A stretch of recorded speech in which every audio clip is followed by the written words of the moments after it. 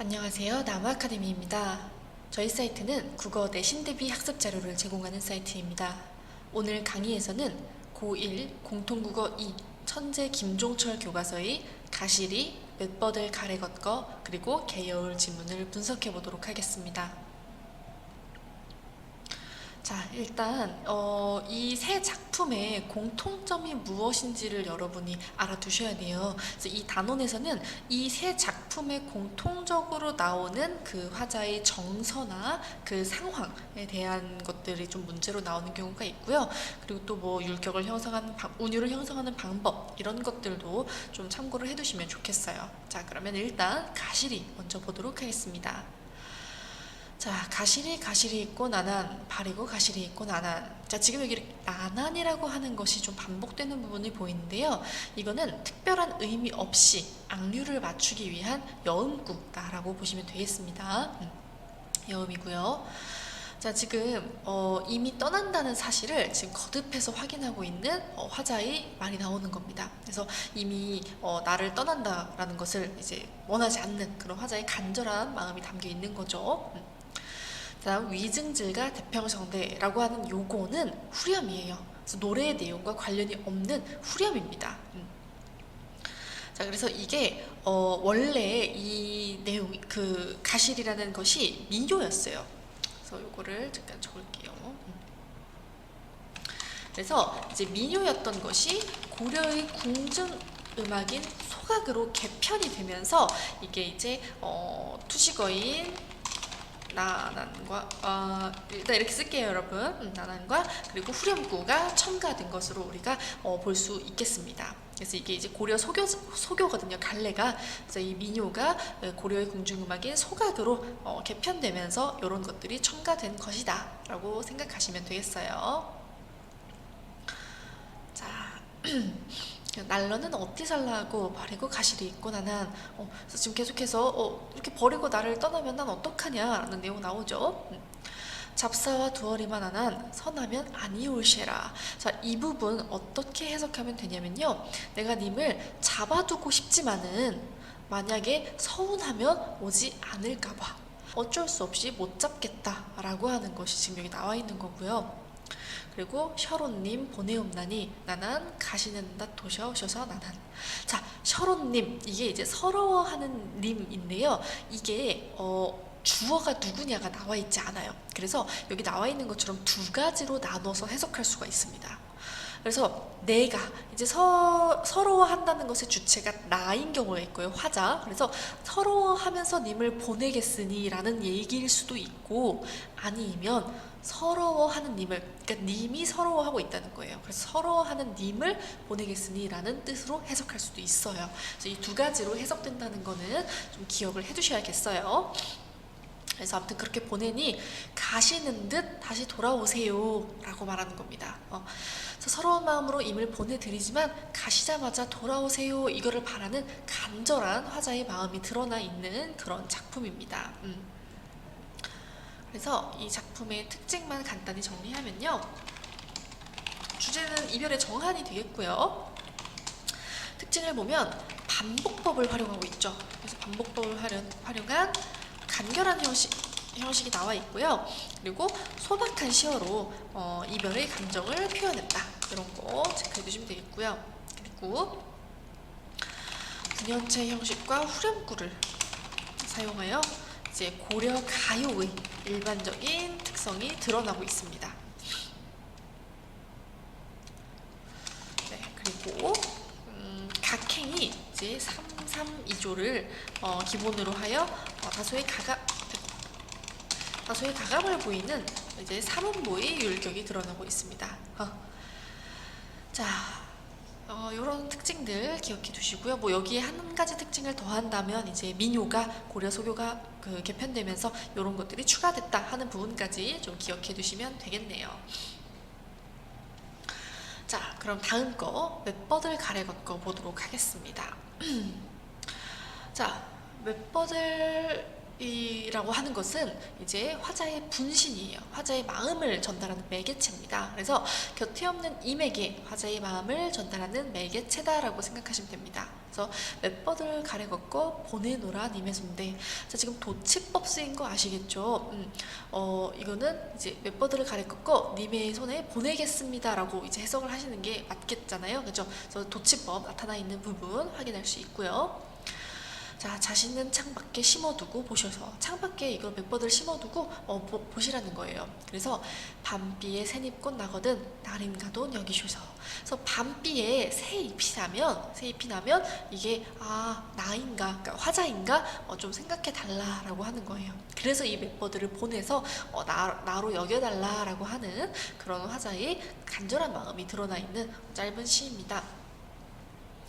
이것도 특징 좀 정리를 해보면요. 주제는 똑같아요. 이별의 정환입니다. 임에 대한 그리움 같은 거 나타내고 있고요.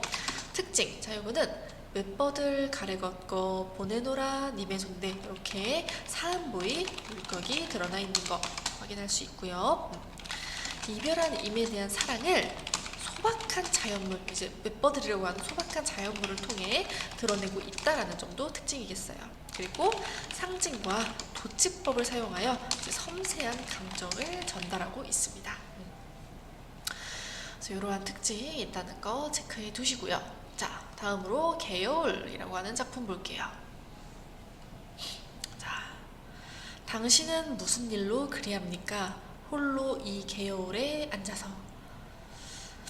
파릇한 풀포기가 돋아나오고 잔물은 봄바람에 해적일 때 가도 아주 가지는 않노라시던 그러한 약속이 있었겠지요. 잠깐 여기까지만 볼게요. 자, 일단 당신은 무슨 일로 그리합니까? 자, 이 그리합니까가 당신은 왜 오지 않습니까? 라고 하는 서운함과 원망의 정서예요. 당신은 왜 오지 않습니까? 내가 지금 홀로이 개울에 주저앉아 있다. 그래서 이 개울에서 지금 화자가 임을 기다리고 있다는 걸 우리가 알 수 있고요. 파릇한 풀포기가 돋아나오고 잔물은 봄바람에 해적일 때 라는 말을 보았을 때 이별의 배경이 봄이구나, 파릇한 풀포기가 돋아나오는 봄이구나 라는 걸 알 수 있습니다. 그래서 지금 화자가 이별의 장면을 상기하고 있는 이런 애절한 정서가 이런 파릇한 풀포기가 돋아나는 봄의 풍경과 대비되고 있는 걸 우리가 알 수 있습니다. 자, 가도 아주 가지는 않노라시던, 이게 이제 당신이 남긴 약속의 내용이에요. 당신이 이렇게 말을 하고 간 거예요. 그래서 이거를 화자는 당신이 언젠가는 돌아올 것이다 라고 하는 그런 의미로 받아들이고 계속해서 이 개요울에 나와서 기다리고 있는 겁니다. 자, 그래서 날마다 개요울에 나와 앉아서 하염없이 무엇을 생각합니다. 날마다라고 하는 걸 보니까 하루 이틀 나온 게 아니라 계속해서 나와서 화자가 임을 기다리고 있어요. 그런데 무엇을 생각한대요. 자, 뭘 생각하느냐? 가도 아주 가지는 않노라심은 굳이 잊지 말라는 부탁인지요. 여기 그 이미 남겼던 약속이 있죠? 그 말이 잊지 말라는 부탁인 건가? 그러니까 내가 언젠가 돌아오겠다라고 하는 게 아니라 잊지 말아달라고 하는 그런 당부인 건가라는 것을 이제 생각했다라는 내용으로 이제 이어져 있습니다. 자, 그래서 이것도 한번 정리해보면요. 이제 주제는 똑같이 이별의 정환입니다. 임에 대한 그리움 이런 것으로 보시면 되겠고요. 특징. 자, 요거는 그 음보가 이제 7~5조의 글자 수를 바탕으로 해서 삼음보의 전통적인 율격을 지키고 있습니다. 그래서 날마다 개요울에 나와 앉아서 이렇게 7~5조로 또 삼음보로 읽을 수 있고요.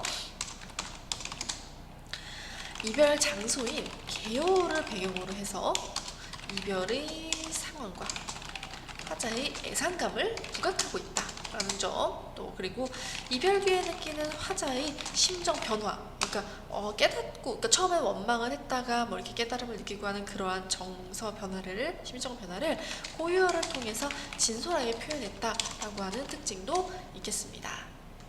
자, 그러면 이 내용 바탕으로 우리 문제 같이 풀어보도록 할게요.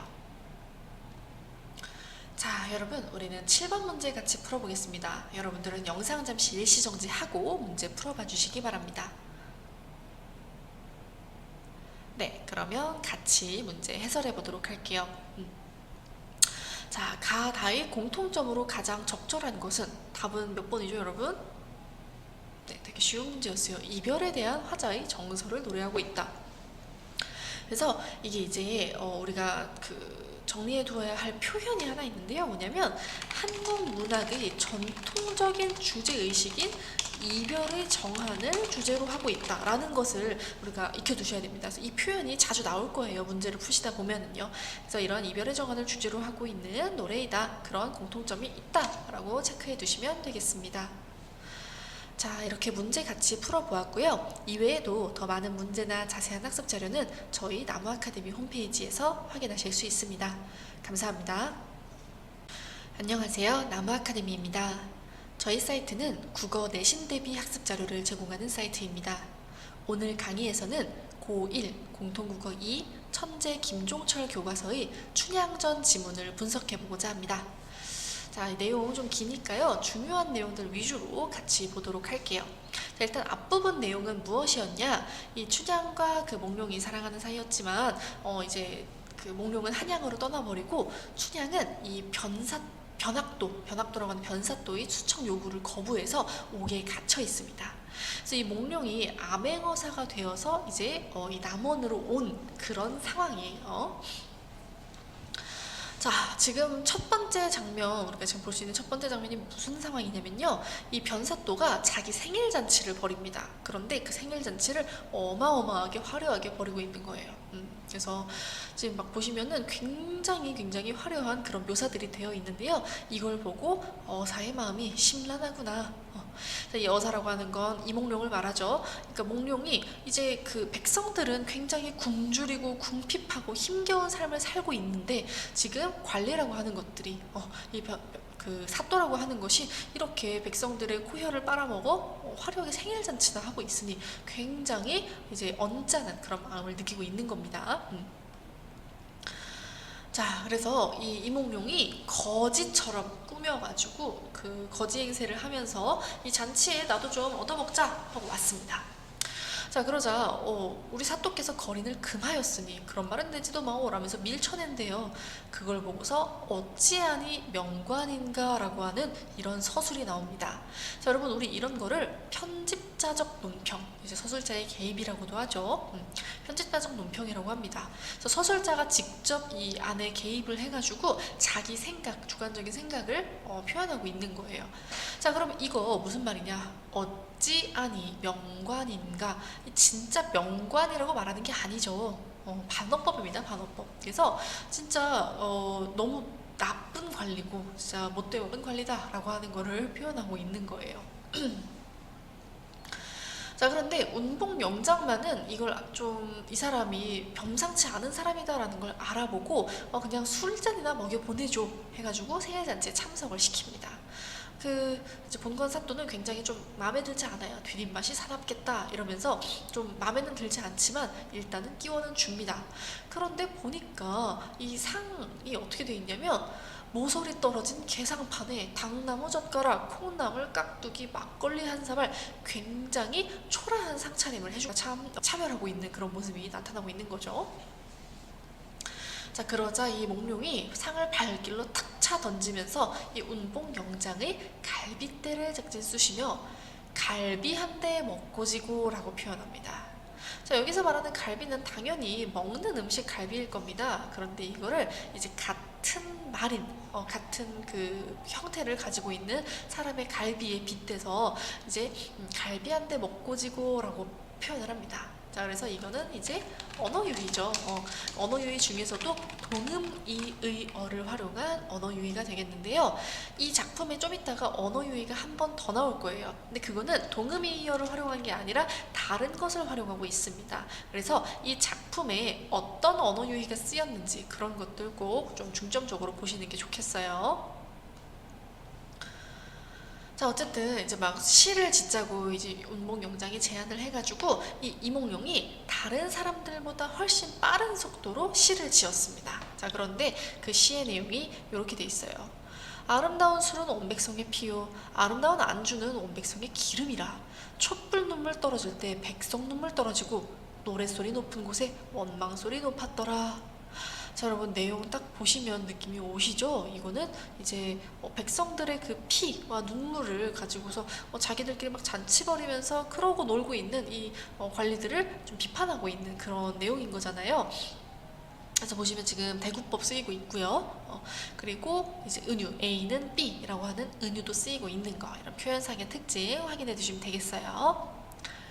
자, 어쨌든 사또는 이걸 보고서도 뭔지 몰라요. 아무 생각이 없지만 운봉영장만은 이걸 보고 이거 암행어사 출두하겠구나 라는 것을 예감을 합니다.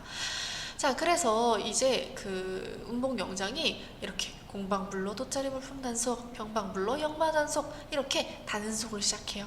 급하게 이제 단속을 시키는데, 이러한 부분들을 우리가 이제 판소리계 소설의 확장적 문체라고 합니다. 그래서 열거, 대구, 반복, 부연 등의 방법으로 이렇게 구현되는 이런 거 확장적 문체라고 한다. 기억해 두시고요. 이제 유사한 어구의 반복으로 리듬감을 형성하면서 긴장감을 높이고 있다라고 하는 특징도 기억해 두시면 되겠어요. 자, 그런데 사또는 아무것도 모르고 그냥 춘향을 급히 올리라 이런 소리나 하고 앉아 있습니다. 자, 그래서 이때 어사또 몰래 신호할제, 서리 보건짓하니 서리 중방거동보소 이러면서 지금 암행어사 출두 직전 극적인 긴장감이 최고조에 이르고 있습니다. 그리고 이런 식으로 거동보소 이런 거 판소리계 소설의 특징적인 표현이라는 거 기억을 해두세요. 자, 그래서 어쨌든 출두했습니다. 암행어사 출두야. 자, 여기에 외치는 소리에 강산이 무너지고 천지가 뒤집히는 듯 초목금수인들 안이 떨랴 라고 하고 있네요. 자, 여러분 이것도 이제 편집자적 논평인데요. 이 어사가 출두하는 모습을 굉장히 과장되게 표현하면서 그 정도로 좀 위험이 있고 그런 모습을 보여주고 있는 거예요. 자, 남문에서 출두야, 북문에서 출두야, 이런 식으로 지금 굉장히 짧게 그걸 끊어가면서 좀 이렇게 보여주고 있는 것도 우리가 확인해 볼 수 있고요. 자, 모든 수령 도망갈제 거동보소, 인귀 잃고 가줄 들고 병부 잃고 송편 들고. 자, 이거 보시면 뭐냐면요, 자기가 들어야 할 것들 대신에 엉뚱한 것을 들고 막 허둥거리고 있는 그런 급박한 모습을 보여주면서 굉장히 해학적으로 희화화하고 있는 거예요. 그래서 풍자를 하고 있는 겁니다. 자, 여기서도 열거, 대구, 반복, 과장 등의 수사법 활용하고 있는 거, 그리고 판소리계 소설의 특징적인 표현 나타나 있는 거 확인할 수 있어요. 자, 여기 또 재밌는 거 나왔습니다. 문 들어온다 바람 닫아라, 물 마르다 목 들여라. 제가 아까 전에 언어 유희 좀 이따 나올 거라고 말씀드렸죠. 여기 나왔습니다. 아까 전에는 동음이의어에 의한 이제 언어 유희였다면 여기는 도치에 의한 언어 유희가 나타나고 있습니다. 자, 어떻게 나와 있느냐? 원래대로라면 바람 들어온다 문 닫아라, 목마르다 물 들여라 이렇게 돼야지 정상적인 거잖아요. 근데 그거를 이렇게 문 들어온다 바람 닫아라 이런 식으로 우스꽝스럽게 함으로써 이제 좀 풍자하고 있는 거를 우리가 확인해 볼 수 있습니다. 자, 어쨌든 그래서 이 변사또가 봉고파직 당했습니다. 자, 그러고 나서 이제 춘향을 불러오는데요. 아직 춘향은 이 지금 온 암행어사가 그 몽룡인 걸 몰라요. 그래서 이 춘향을 시험해 보기 위해 가지고 뭐라고 하냐면 네가 감히 내 수청도 거역할까? 이렇게 떠봅니다. 자, 그러자 춘향이가 정말 기가 막히는 거예요. 지금 그 변사또의 수청을 그렇게 열심히 거절을 했는데 그 변사또를 물리쳐로 온 암행어사가 또 자기 수청 들라고 하니까 얼마나 기가 막혀요. 그러자 와, 내려오는 관장마다 낱낱이 명관이로구나 이렇게 표현을 합니다. 여러분 진짜 명관이란 소리가 아니죠. 반어법입니다. 반어법. 그래서 여기서 또 다시 반어법 쓰인 거. 아까 전에도 어찌하니 명관이랴라고 하는 그 편집자적 논평이 나온 부분이 있었는데요. 이것도 반어법이었어요. 그리고 지금도 반어법이다 라고 하는 거 확인하시면 되겠네요. 자, 그러면서 뭐라고 거절을 하느냐? 층암절벽 높은 바위 바람분들 무너지며 청송녹죽 푸른 나무 눈이 온들 변하리까. 그냥 바삐 죽여줘. 그러니까 자기의 그 절개는 결코 이제 깨지지 않을 거다라는 것을 이렇게 비유를 통해서 표현하고 있습니다. 그래서 춘향이 이거를 단박에 거절하며 열녀로서의 면모를 보여줄 뿐만 아니라 불의한 권력에 저항하는 민중으로서의 면모도 모두 보여주고 있습니다. 자, 그래서 지금 결국에 몽룡이가 자기 자신을 밝혔고요. 그래서 이제 굉장히 기뻐하면서 지금 재회했어요. 자, 그런데 이제 여기 보시면 일희일비라고 하는 거 나오죠. 뭐냐? 이제 어사또가 된 몽룡의 도움으로 위기에서 벗어난 건 굉장히 기쁜 일입니다.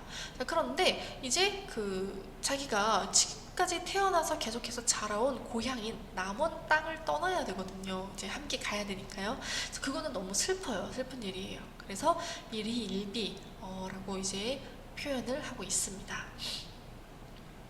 이 노래도, 이 시도 여러분 문제로 출제될 수 있으니까요. 내용 한번 확인해 보시고요. 이렇게 중간에 구절을 인용한 부분이 있다라는 거 특징 좀 기억해 두시면 되겠네요. 그래서 아무튼 행복하게 잘 살았다라는 내용입니다. 자, 그러면 우리 문제 같이 풀어보도록 하죠. 자, 우리는 3번 문제 풀어볼게요. 여러분들 영상 잠시 일시 정지하고 문제 풀어봐 주시기 바랍니다. 네, 같이 해설해 볼게요. 자, 지금 보기의 내용을 보시면요. 춘향전이 향유되던 조선 후기 시대상을 얘기하면서 평민의식이 성장하면서 양인과 천민을 구분하는 신분제와 유교적 가부장제, 탐관오리의 횡포에 대한 저항이 거세지는 시기였다고 나와 있죠. 자, 여러분 여기서 그래서 헷갈리는 게 바로 요겁니다. 이 신분을 초월한 남녀의 사랑은 이제 춘향과 몽롱의 관계만을 봤을 때에는 이게 주제가 될 수 있어요. 그런데 이러한 보기의 내용을 바탕으로 주제를 해석한다면 답은 불의한 지배계층에 대한 항거 1번이 답이 되겠죠. 헷갈리지 마시기 바랍니다. 자, 이렇게 문제 같이 풀어보았고요. 이 외에도 더 많은 문제나 자세한 학습 자료는 저희 나무아카데미 홈페이지에서 확인하실 수 있습니다. 감사합니다. 안녕하세요. 나무아카데미입니다. 저희 사이트는 국어 내신 대비 학습 자료를 제공하는 사이트입니다. 오늘 강의에서는 고1 공통국어 2 천재 김종철 교과서의 폭포 지문을 분석해 보도록 하겠습니다. 자, 그러면 시 내용 좀 같이 보도록 할게요. 폭포는 고든 절벽을 무서운 기색도 없이 떨어진다. 자, 지금 일단 제목에서부터 우리가 예측할 수 있듯이 이 폭포라는 게 주 제재인데요. 이 폭포가 지금 절벽을 무서운 기색도 없이 떨어진대요. 자, 그래서 지금 이 떨어진다라고 하는 현재형 시제가 반복되어 사용된다는 걸 확인할 수 있고요. 그래서 이것의 반복을 통해서 의미를 강조하고 운율을 형성하는 거 알 수 있습니다. 그래서 어쨌든 무서운 기색도 없이 떨어진다라고 하는 거, 이 두려움을 모르는 폭포의 속성을 나타내는 겁니다. 그래서 부정적, 억압적 현실에 대한 이 두려움을 모르는 폭포의 속성이라고 우리 보시면 되겠어요. 규정할 수 없는 물결이 무엇을 향하여 떨어진다는 의미도 없이, 그래서 정해진 목적이나 방향, 외부로부터의 얽매임이나 제약으로부터 절대적으로 자유로운 폭포의 속성을 보여주는 겁니다. 그래서 규정할 수 없는 물결, 뭔가를 향하여 떨어진다, 이런 것이 없다는 거예요. 계절과 주야를 가리지 않고 고매한 정신처럼 쉴 사이 없이 떨어진다. 자, 고매한 정신. 이 폭포라고 하는 것은 사실은 인격체가 아니죠. 그냥 물이 떨어지는 거니까요. 그런데 그런 폭포를 높고 뛰어난 정신을 지닌 인격체로 표현을 했습니다. 자, 금전화도 임가도 보이지 않는 밤이 되면 폭포는 고든 소리를 내며 떨어진다. 자, 이 밤이라고 하는 것은요, 이제 특정 시간대를 의미하잖아요. 그래서 이건 뭐냐? 억압적이고 부조리한 현실을 의미합니다. 지금 금잔화도 인가도 보이지 않는다고 했잖아요. 이것은 곧 생명력이나 아름다움, 인간적인 유대감을 찾아볼 수 없는 그런 현실을 의미하는 거고요. 거기에서 폭포가 고든 소리를 내며 떨어진대요. 자, 이 고든 소리라고 하는 거, 이 곧다는 말에서 우리가 느껴지는 이미지가 있잖아요. 그래서 현실에 타협하거나 침묵하지 않고 진실과 양심을 부르짖는 소리다. 이렇게 해석을 하시면 되겠어요. 자, 그러면서 이 고든 소리에 대해서 한 번 더 강조를 합니다. 고든 소리는 소리이다. 고든 소리는 고든 소리를 부른다. 여러분, 이 고든 소리가 고든 소리를 부른다고 하는 거 되게 중요합니다. 이게 뭐냐면요, 이 고든 소리가 또 다른 고든 소리를 이끌어낸다는 건 이 고든 소리가 아까 현실에 타협하거나 침묵하지 않고 진실과 양심을 부르짖는 소리라고 했잖아요. 그러니까 그런 식으로 억압받고 있거나 현실에 안주하려 하는 다른 이들을 각성하게 해서 그들 역시도 이쪽 방향으로 이끄는 선구자의 역할을 한다는 거예요.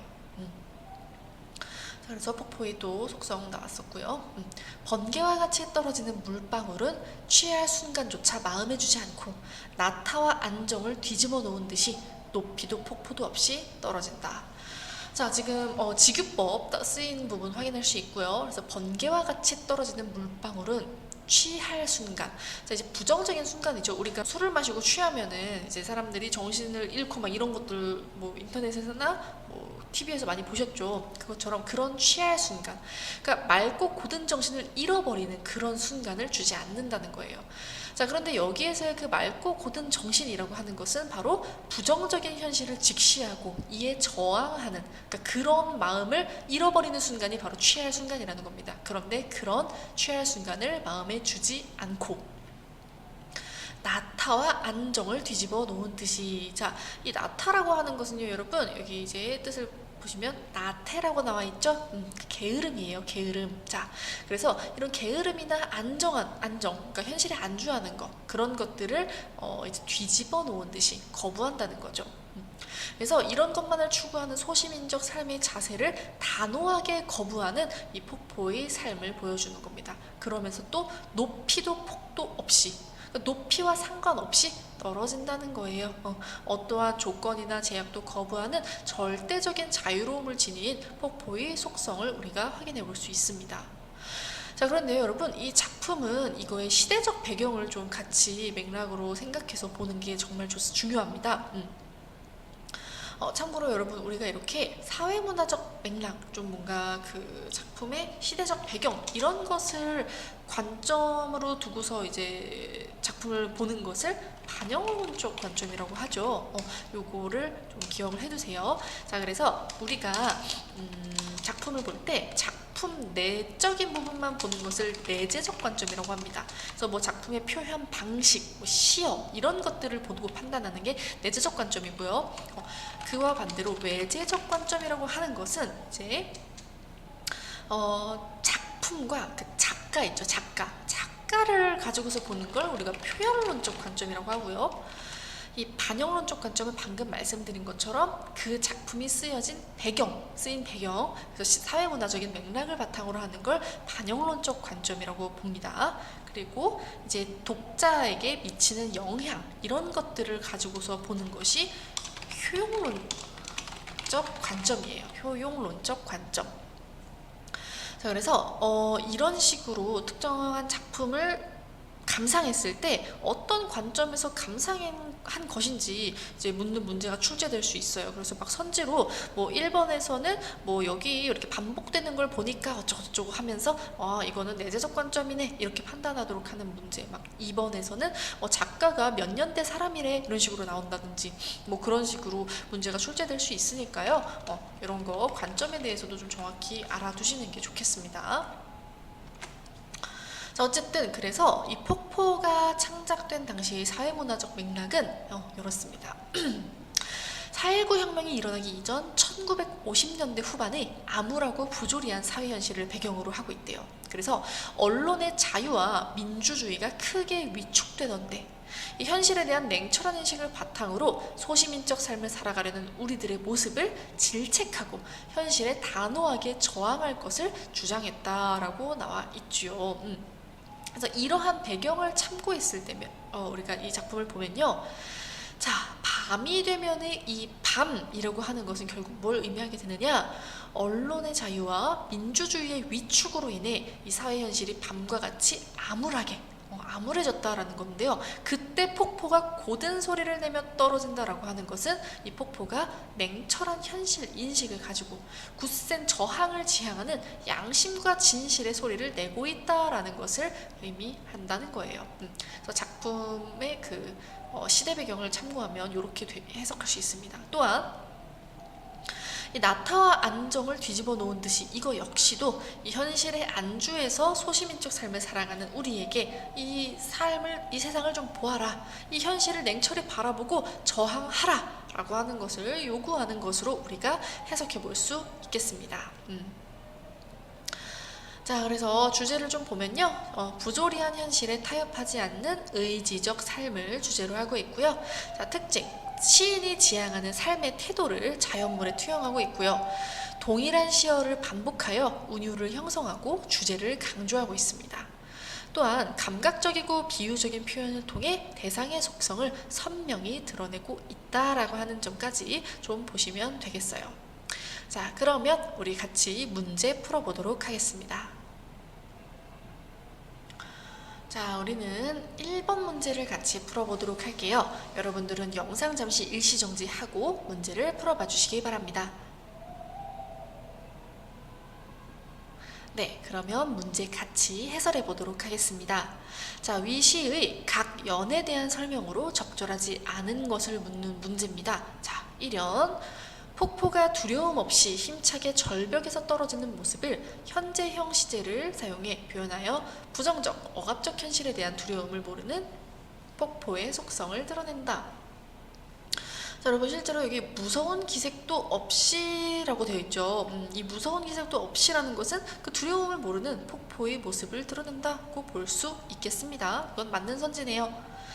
다음 2연, 고매한 정신을 지니고 쉴 새 없이 떨어지는 폭포의 모습을 표현함으로써 잠깐의 타협과 굴복, 방심과 안정을 거부하는 폭포의 속성을 드러낸다. 이렇게 되어 있는데요. 자, 지금 이연 보시면 여기 쉴 사이 없이 라고 하는 표현 나와 있죠. 그래서 이렇게 쉴 사이 없이 떨어진다는 것은 이런 식으로 잠깐의 타협도 이런 것도 다 거부한다라고 볼 수 있겠습니다. 자, 3연, 어두운 현실에도 고든 소리를 내며 떨어지는 모습을 표현한다. 자, 우리가 아까 이 3연에서 금자나도 임가도 보이지 않는 밤이라고 하는 그 밤이 나왔었죠. 이 밤이라고 하는 게 곧 어두운 현실일 겁니다. 그러니까 이 어두운 현실을 에서도 떨어지고 있다라고 하는 거를 나타내는 거 맞는 설명인 것 같아요. 자, 다음 4번. 억압받고 있거나 현실에 안주하려는 이들을 이해하고 보듬어주며 노래하는 폭포의 모습을 표현한다. 자, 여기거든요. 고든 소리는 소리이다. 고든 소리는 고든 소리를 부른다. 이건데 이거는 뭘 표현하는 거였죠, 여러분? 현실에 안주하려는 이들을 각성하게 해서 또 다른 고든 소리를 이끌어내는 그런 모습을 우리가 표현한 것이라고 했었어요. 그러니까 선구자의 역할을 하는 폭포의 속성을 얘기한 거였죠. 그러니까 답은 4번이 되겠습니다. 자, 5연, 부정적인 현실 속에서도 고든 정신을 지키고자 하고 나타와 안정을 거부하며 떨어지는 폭포의 모습을 표현한다. 이거는 맞는 이야기네요. 자, 이렇게 우리가 문제도 같이 풀어보았고요. 이 외에 더 많은 문제나 자세한 학습 자료는 저희 나무아카데미 홈페이지에서 확인하실 수 있습니다. 감사합니다. 안녕하세요. 나무아카데미입니다. 저희 사이트는 국어 내신 대비 학습 자료를 제공하는 사이트입니다. 오늘 강의에서는 고1 공통국어 2 천재 김종철 교과서의 청중을 고려하여 발표하기 지문을 분석해 보도록 하겠습니다. 자, 그런데 이 내용은 어쨌든 이 청중을 고려하여 발표하는 이 과정 자체가 좀 굉장히 중요하거든요. 그래서 이 지금 학생들의 학습활동 그 예시로서 같이 보는 것보다는 일단 내용을 같이 좀 정리하면서 살펴보도록 하겠습니다. 자, 일단 발표의 과정이 어떻게 이루어졌는지를 좀 봐야겠죠. 일단 발표 과정은 발표 전 과정으로 일단 먼저 좀 나눠서 볼게요. 발표 전에 뭘 해야 되냐? 청중의 특성을 분석해야 합니다. 자, 우리가 지금 이 소단원의 제목도 청중을 고려하여 발표하기잖아요. 그러니까 이 청중을 분석해야 되는데요. 여러분들 우리 글을 쓰는 과정 혹시 옛날에 중학교 때 배웠던 거 기억나시는지 모르겠어요. 우리가 글을 쓸 때도 쓰기 맥락이라고 해서 글을 쓰는 걸 계획하는 단계에서 그 분석해야 했던 것들이 있습니다. 그러니까 고려해야 되는 것들이 있었는데요. 바로 주제, 목적, 독자였죠. 그래서 그때도 예상 독자 독자를 분석하는 그런 게 굉장히 중요했는데 발표도 마찬가지라는 거예요. 내 발표를 들을 이 청중의 특성을 분석하는 게 먼저 이루어져야 합니다. 자, 그런 다음에 발표 전에 계속 발표 내용을 선정하고 체계적으로 조직합니다.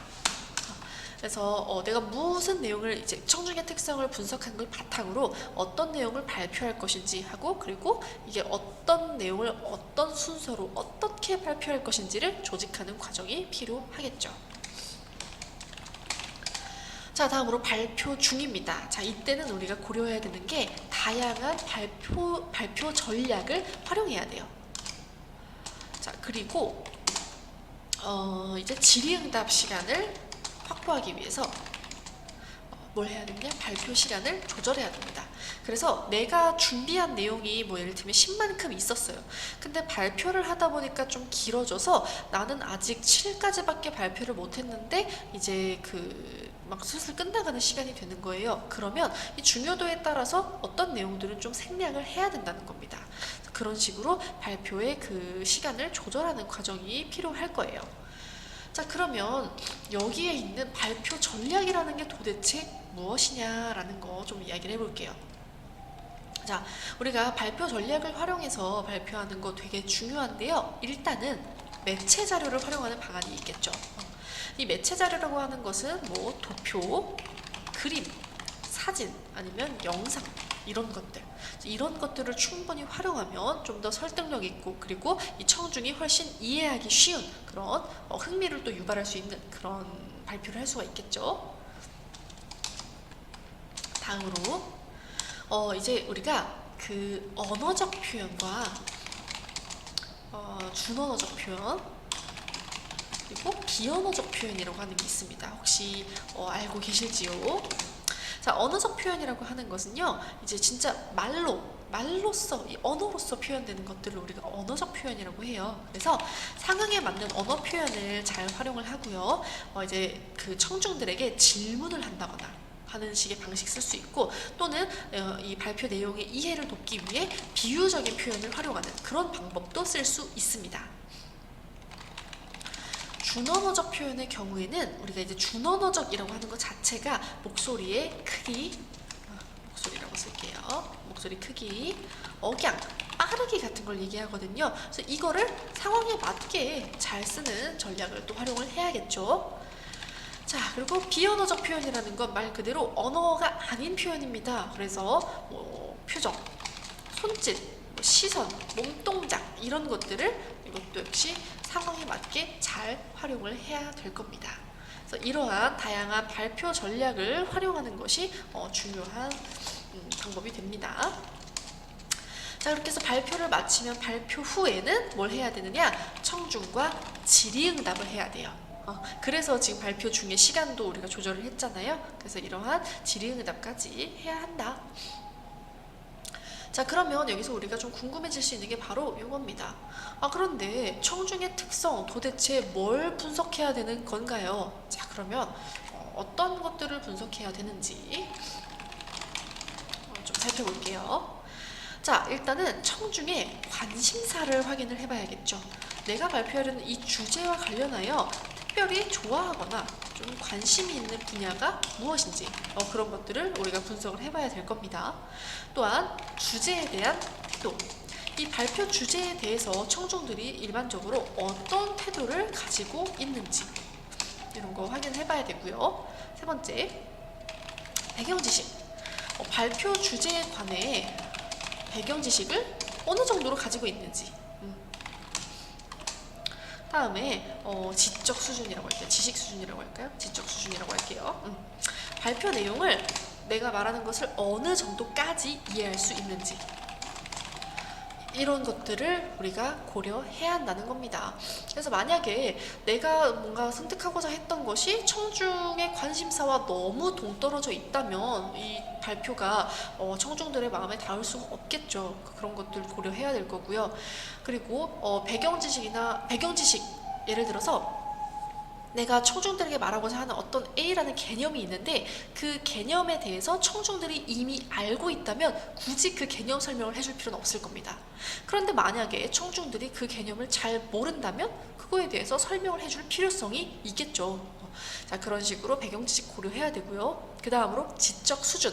내가 이 발표를 하면서 써야 하는 어떤 표현들이 있을 텐데요. 만약에 너무 어려운 표현, 너무 어려운 개념 또는 너무 어려운 설명 같은 게 있다면 특정 청자들은 이해하기가 굉장히 어려워질 겁니다. 그러니까 그런 것들도 우리가 고려를 해야 된다는 거예요.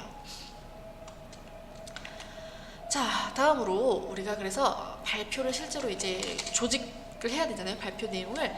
그 발표 단계별로 내용을 어떻게 구성하면 좋을까라는 거를 좀 얘기를 해봐야 되겠어요. 자, 발표 단계 이제 도입부, 그리고 전개부, 그리고 정리부로 나눈다고 했을 때 이 도입부에서는 어떤 내용을 다루느냐? 화제와 발표 목적을 제시하게 됩니다. 그리고 청중의 관심을 유발하고요. 전체 내용을 개관하는 그런 것들이 이 도입부에 들어가게 되겠죠. 다음으로 전개부입니다. 발표하고자 하는 구체적인 내용을 제시해 주셔야 돼요. 마지막으로 정리부에서는 결론 및 제언 이런 것들을 하면서 마무리를 해주면 됩니다. 그래서 발표 단계별로 이런 내용을 채워주면 된다라는 점 우리가 보았습니다. 자, 그래서 여기 내용도 보시면 이제 실제로 어떻게 발표를 하는지 그런 내용들이 나와 있는데요.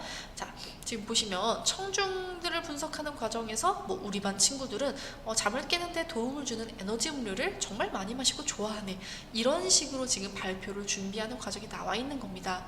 그래서 이 지문이 뭐 문제로 같이 나오면서 그 문제에 엮어서 우리가 방금 전에 살펴보았던 발표에 대한 기본적인 절차나 개념, 우리가 해야 하는 거 또는 발표 중에 다양한 전략 이런 게 여기 나와 있는 거랑 엮어서 출제될 수 있거든요. 자, 그래서 자, 지금 이 학생이 이렇게 높임말 사용하는 거, 그리고 매체 자료 이렇게 활용하는 거, 그런 것들, 그리고 여기 청중의 응답을 확인해서 대답하는 거. 자, 더 세게 발음해야지 이런 식으로 준어너적 표현 활용하는 거, 이런 것들을 좀 체크를 해두시면 되겠어요. 자, 그러면 이것과 관련해 우리 문제 같이 풀어보도록 하겠습니다. 자, 우리는 21번 문제를 같이 풀어보려고 해요. 여러분들은 영상 잠시 일시정지하고 문제 풀어봐 주시기 바랍니다. 네, 그러면 같이 문제 해설해 보도록 하겠습니다. 자, 지금 발표 과정에서 고려해야 할 사항으로 적절하지 않은 것을 묻고 있습니다. 하나씩 좀 볼게요. 발표 전 청중의 주제에 대한 태도가 어떠한지 파악한다. 자, 이 발표 전에 우리가 아까도 말씀드렸지만 청중의 관심사, 배경지식, 주제에 대한 태도, 그리고 뭐 지적 수준 이런 거 파악해야 한다고 말씀드렸죠. 그러니까 1번은 적절한 선지가 되겠습니다. 다음 2번. 발표 전 발표 내용을 수집하고 선정할 때 인터넷 자료는 활용하지 않는 편이 좋다. 그렇지 않습니다, 여러분. 우리가 발표 내용을 마련하기 위해서 굉장히 다양한 매체를 활용해서 적절한 자료를 찾을 수 있습니다. 영상, 책, 인터넷 기사, 전문기관의 자료 등등 다양한 매체를 활용해서 우리가 자료를 수집할 수 있어요. 다만 이제 인터넷의 경우 신뢰성 있는 자료를 확보해야겠죠. 자, 그래서 2번이 일단 답이 되겠네요. 나머지 건 간단하게만 볼게요. 발표 중에는 발표 시간을 고려하여 발표 내용 중 일부 생략해도 되죠. 시간 줄여서 질의응답 시간 확보해야 되니까요. 다음 발표 중 청중의 관심을 끌기 위해 질문 던질 수 있습니다. 다음 발표 후 청중과 질의응답할 때 모르는 내용이 있으면 답변하기 어려움을 인정하고 답을 찾을 방법을 청중에게 알려주면 너무 좋겠죠. 자, 이렇게 우리 같이 문제 풀어보았는데요. 이 외에도 더 많은 문제나 자세한 학습 자료는 저희 나무아카데미 홈페이지에서 확인하실 수 있습니다. 감사합니다. 안녕하세요. 나무아카데미입니다. 저희 사이트는 국어 내신 대비 학습 자료를 제공하는 사이트입니다. 오늘 강의에서는 고1 공통국어 2 천재 김종철 교과서의 협상으로 문제 해결하기 지문을 분석해 보도록 하겠습니다. 자, 협상이라고 하는 게 무엇인지 우리가 일단은 그 개념에 대해서 좀 정리를 해봐야 될 것 같아요. 자, 그러면 한번 적어볼게요. 협상이란 도대체 무엇일까?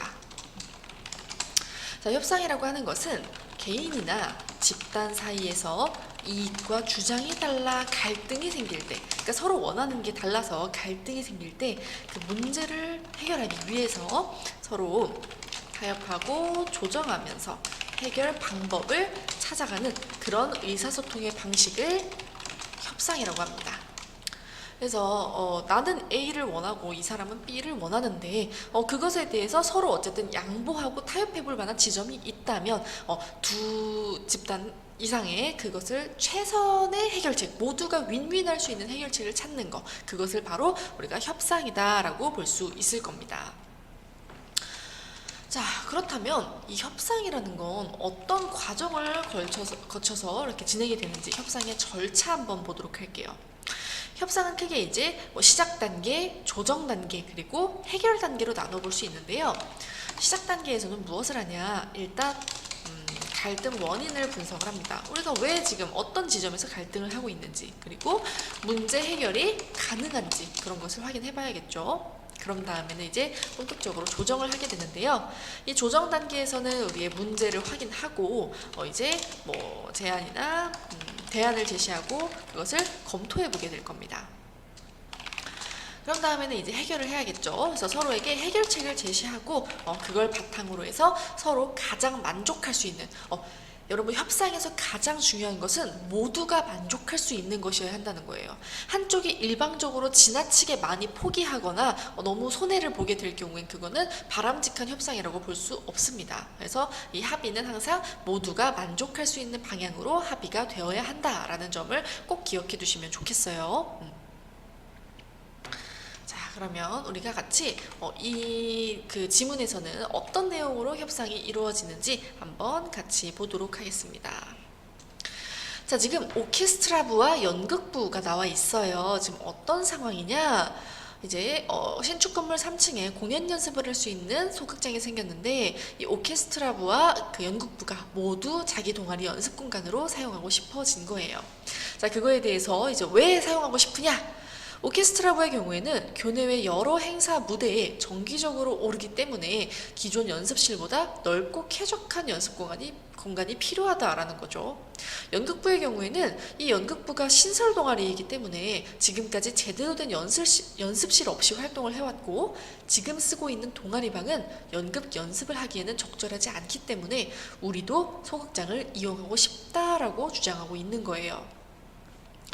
자, 그러면 제가 아까 말씀드렸던 것처럼 이제 갈등의 원인을 분석하고 그리고 문제 해결의 가능성을 확인해 봐야겠죠. 자, 그러면 볼게요. 오케스트라부의 이제 에서는 이런 식으로 기존 연습실이 너무 좁다. 그리고 우리가 지금까지 학교를 대표해 왔다. 라는 거. 그리고 연극부에서는 이제 지금까지 연기 연습을 제대로 할 수가 없었다. 그리고 축제에 올릴 첫 작품을 제대로 준비하고 싶다라고 하는 이런 요구사항들이 있었습니다. 자, 그럼 문제 해결 가능성이 있는가? 자, 두 동아리 모두 소극장을 독점적으로 사용해야 한다는 의견은 아니라는 거예요. 같이 이용할 방법을 찾는다면 우리가 문제를 해결할 수 있을 거라는 거죠. 그래서 지금 문제 해결 가능성이 있어요. 그러면 한번 조정을 해봐야겠죠. 자, 두 동아리가 공동으로 사용하는 것은 어때요? 자, 그러면 사용 시간을 달리할 수밖에 없을 것 같습니다. 동의하세요? 네, 좋아요. 주중은 점심시간과 방과 후로 나누어서 사용하고 주말은 하루씩 나누면 어떨까요? 점심시간은 너무 짧아요. 준비시간, 정리시간을 고려하면 점심시간은 연습이 어려울 겁니다. 차라리 주중과 주말로 나누면 어떨까요? 그러면은 5일 동안 소극장을 못 사용하잖아요.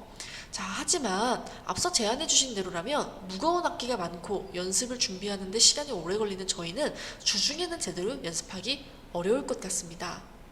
아, 그러니까 여러분들께서는 주말 이틀 모두 사용하고 싶다는 거군요. 저희는 오히려 자주 모여서 연습하는 게 좋아서 저희가 주중에 사용할 수 있으면 상관없어요. 자, 지금 보시면 오케스트라부가 제안한 주중 주말 중에 이제 오케스트라부가 주말을 이용하고 그리고 연극부가 주중을 이용하는 거에 대해서 양측 모두 오케이가 되었습니다. 그러니까 서로가 만족할 수 있는 그 대안이었어요. 자, 그런데 외부 공연이 임박하여 긴급하게 연습이 필요하면 방과 후 시간을 양보해 주세요 라고 했어요. 자, 그러면 좋아요. 받아들일게요. 대신에 축제 2주 전에는 주말 중 하루를 저희 주세요 라고 이제 양보를 또 요청을 했습니다. 아, 연극부는 신설 동아리니까 축제 무대를 성공적으로 올려서 동아리 홍보를 하고 싶으신 거군요. 자, 지금 이 말에 담겨 있는 연극부의 근원적인 동기를 좀 파악을 한 거예요. 자, 그러면 공감할게요. 그럼 축제 2주 전부터는 토요일을 연극부가 쓰세요. 예, 감사합니다. 자, 지금 서로 합의를 이제 하게 되었어요. 자, 그래서 서로 제안을 하고 그거에 대해서 불만 사항과 대안을 제시하고, 그럼 검토하고 또 제안을 하고 그거에 대해서 대안을 제시하고, 이런 식으로 이제 그게 진행이 되었는데요. 이런 진행 과정에서 가장 중요한 것은 결국 진짜 근원적인 동기가 무엇이냐를 파악하는 거예요. 그래서 이 오케스트라부의 경우에는 이 무거운 악기를 막 이동시키고 연습을 준비하고 이런 데 시간이 오히려 걸린다라고 하는 점에서 불필요한 이동 시간이 오히려 우리는 원하지 않는다. 그래서 차라리 이틀 일을 하더라도 주말 동안 짐축 연습을 하는 게 좋다라고 하는 게 이 오케스트라부의 동기였고요. 연극부의 경우에는 내가 축제에서 진짜 무대를 본격적으로 제대로 보여주고 싶기 때문에 축제 이틀 전에는 더 연습할 시간이 많았으면 좋겠다라고 하는 거, 그런 것들을 이제 근원적 동기로 가지고 있었던 거예요. 그래서 서로의 근원적 동기를 만족할 수 있는 그런 대안이 제시되어야 했었던 거죠. 자, 그래서 정리가 되었습니다. 주중에는 연극부, 주말에는 오케스트라부가 소극장을 사용하되, 축제 2주 전부터는 토요일에 소극장을 연극부가 사용하며, 오케스트라부가 긴급하게 사용이 필요할 경우에는 주중 방과 후의 시간 일부를 연극부가 양보한다. 자, 요렇게 서로 만족할 만한 내용으로 합의를 하게 되었습니다. 자, 지금 이제 협상에 대한 평가가 나와 있죠. 이거는 그러니까 반대로 말하면 우리가 협상을 할 때 반드시 지켜야 되는 태도일 거예요. 자, 그래서 보시면 협상 목표를 분명하게 세워야 하고요. 서로의 입장과 요구사항을 바르게 파악하고 문제 해결 가능성을 확인해야 하고요. 우리 측과 상대 측 입장을 모두 고려하여 적절한 제안과 대안을 제시해야 하고요.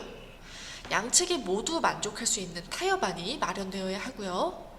문제를 해결하기 위해 협력적이고 책임감 있는 태도로 협상에 참여해야 하고요. 그리고 상대방을 배려하고 존중하는 태도로 듣고 말해야 할 겁니다. 자, 그래서 이와 같은 이제 태도를 갖추어야 한다라는 점 기억하면서 우리 같이 문제 풀어보도록 할게요. 자, 그러면 9번 문제를 같이 풀어보도록 하겠습니다.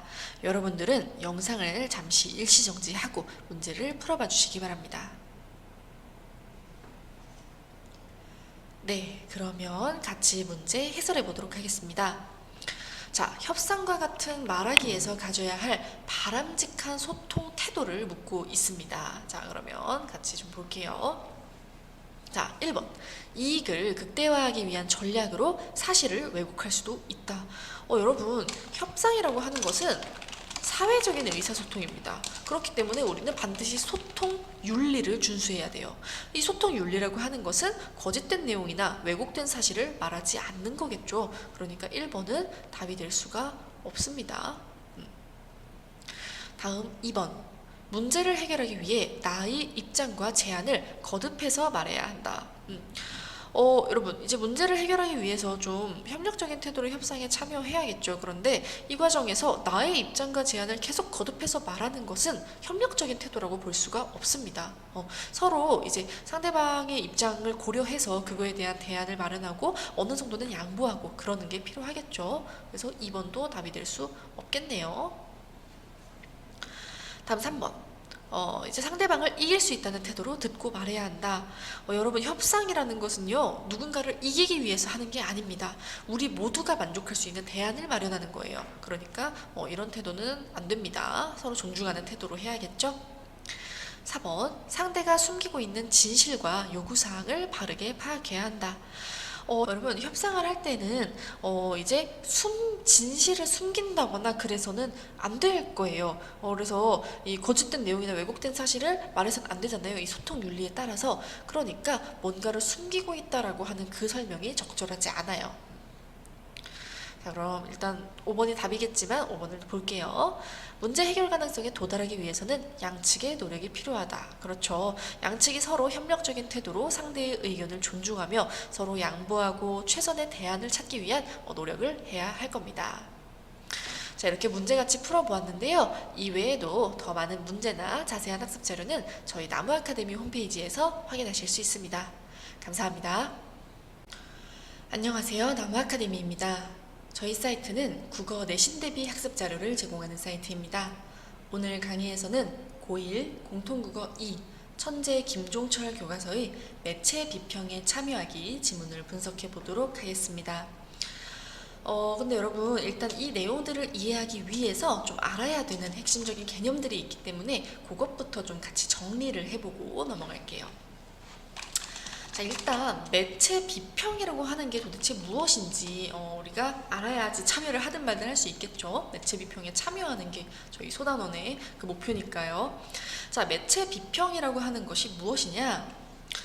이제 객관적인 근거와 그리고 타당한 기준을 들어 매체 자료를 이제 해석하고 가치를 평가하는 것, 그것을 우리가 매체 비평이라고 합니다. 그래서 중요한 거 객관적인 근거와 타당한 기준을 들어서 평가하는 거예요. 그래서 이러한 매체 비평을 해야 되는데, 그러면 대체 왜 해야 되냐? 그래서 왜 필요하냐? 필요성에 대해서 좀 얘기를 해볼게요. 우리가 매체 자료를 비평해야 하는 이유는요, 이 매체 자료에는 생산자의 관점이나 의도가 반영되어 있기 마련입니다. 그렇기 때문에 수용자가 이거를 그냥 무비판적으로 그냥 무조건적으로 수용하게 되면 우리는 그 생산자의 특정한 관점이나 의도를 그대로 받아들이게 되는 거예요. 그러지 않아야 된다는 거죠. 그래서 수용자는 이를 주체적이고 비판적으로 수용해야 합니다. 그래서 그걸 위해서 우리가 매체 비평을 하는 거예요. 자, 그러면 우리가 또 궁금한 거는 그러면 어떻게 해야 매체 자료를 비판적으로 수용하느냐? 어떻게 하면 그렇게 할 수 있느냐? 자, 일단은 이 생산자가 그 매체 자료를 만들 때 어떠한 관점이나 의도를 가지고 있잖아요. 그거는 결국 매체 자료를 제작하는 목적에 맞게 이제 현실을 구성한 것이다라고 볼 수 있습니다. 그러니까 우리가 이제 이것을 주체적으로 수용하기 위해서는 매체 자료의 제작 목적과 표현 방법을 분석해 보고요. 그래서 매체에 재현된 그 현실이 적절한지 판단하고 해석을 해봐야겠죠. 그리고 수용자에게 미치는 영향력과 파급력을 예상해 봐야 될 겁니다. 만약에 이제 영향력이나 파급력이 클수록 우리에게 이제 어떤 큰 영향을 주게 되는 거니까요. 그런 경우일수록 더욱더 뭐 이런 관점이나 의도 이런 것들에 대해서 좀 더 예민하게 봐야 하겠죠, 우리가.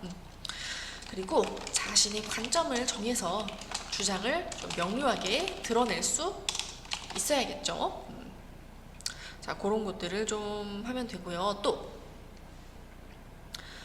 자, 이 제작 목적을 판단할 때는 우리가 누가 만들었는지도 좀 중요합니다. 그래서 제작자가 누구인지 파악을 해야 되고요. 그래서 그거에 따라서 어떤 목적으로 만들었는지도 같이 분석을 해야 된다라고 생각하시면 되겠어요.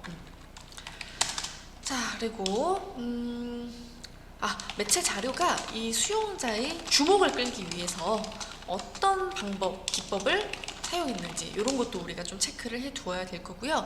이 매체 자료가 특정한 개인이나 집단에 대해서 이제 묘사를 할 거 아니에요. 그런 개인이나 집단을 묘사하는 방식을 파악해야 될 겁니다. 예를 들어 어떤 이제 남성 집단, 여성 집단이라고 하는 그런 성별로 대표되는 집단이라고 하든지, 아니면은 장애를 가지고 있는 사람들이라든지, 또 아니면은 그냥 사회적인 약자들이라든지 이런 식으로 어떤 집단이 이제 나올 거란 말이죠. 그래서 그런 집단을 묘사하는 방식이 어떠한가 이런 거를 파악하는 것도 굉장히 중요한 방법이 될 겁니다. 자, 그러면 본격적으로 우리 여기에 나와 있는 내용들 같이 보도록 할게요. 자, 그러면 직접 어떤 걸 볼까? 아, 여기 나와 있네요. 영화 엑시트라고 나와 있는 거, 요거를 볼 건데요. 이 영화 엑시트에 대한 비평문 한번 같이 보도록 할 건데, 이제 등장인물은 이렇습니다. 용남과 의주라고 하는 인물이 등장인물인데요. 이제 두 사람 모두 이제 산악 등반 동아리를 했던 사람들이에요. 자, 그래서 지금 용남의 경우에는 취업을 준비하고 있는 상태이고, 의주의 경우에는 이제 현재 연회장, 어떤 연회장의 부점장으로 일을 하고 있습니다. 자, 그래서 이들이 그 연회장에 모였었는데, 거기에서 이제 그 바깥에 유독가스가 퍼지면서 도시로 나갈 수가 없게 된 거예요. 그래서 연회장 옥상에서 사람들이 이제 모두 헬기로 구출이 되는데, 이 헬기의 인원이 좀 부족해가지고 다 탈 수가 없어서 이 의주랑 용남이만 남겨집니다. 그래서 이들이 이 막 그 옥상들, 건물들 옥상들을 이용해가지고 이제 막 탈출을 하는 그런 내용이에요. 자, 그럼 비평문 한번 볼게요. 자, 관객을 체험하게 하는 카메라 움직임은 영화 초반에 용남이 연회장 구름정원의 옥상문을 여는 영화 장면과 영화 후반에 용남과 의주가 타워 크레인에 올라서는 장면에서 특히 도드라진다. 자, 지금 보시면 지금 카메라 움직임에 대해서 얘기하고 있네요. 그래서 우리가 예측할 수 있는 건 뭐냐면, 이것의 그 경우에는 촬영 기법을 좀 중심으로 확인을 하려고 하나 보다. 그 비평을 하려고 하나 보다라는 거 좀 알 수 있죠. 특히나 밑에 보시면 하이 앵글 숏과 로우 앵글 숏을 적절하게 활용하여 긴박하게 포착한다. 이러한 촬영 기법 얘기하고 있죠. 계속해서. 앞에서 끌어주고 뒤에서 밀어주는 카메라 움직임. 그래서 결국 관객을 스크린 안으로 끌어들이는 것은 주인공의 액션. 이 두 장면에서 관객은 두 주인공의 성공을 적극적으로 지지하는 응원자가 된다. 그러니까 이러한 촬영 기법에 대해서 지금 평가를 하고 있는 겁니다. 자, 다음. 한국 상업영화에서 여성이 피보호자나 요구조자의 위치에서 벗어나고 있다는 점은 이제 새삼스럽지 않지만, 재난 소재 영화에서라면 이야기가 다르다. 자, 여기 보시면 뭐에 초점을 맞추고 있느냐? 바로 이 여성이라고 하는, 그래서 우리가 아까 선생님이 말씀드렸던 바로 그 이제 특정한 개인이나 집단을 묘사하는 그 방식에 대해서 얘기하고 있는 거구나라는 것을 우리가 알 수가 있습니다. 자, 그간 재난 소재 영화 속에서 여성은 절체절명의 상황에서 남성의 손길에 매달려야 하는 처지에 머물기 일쑤였다.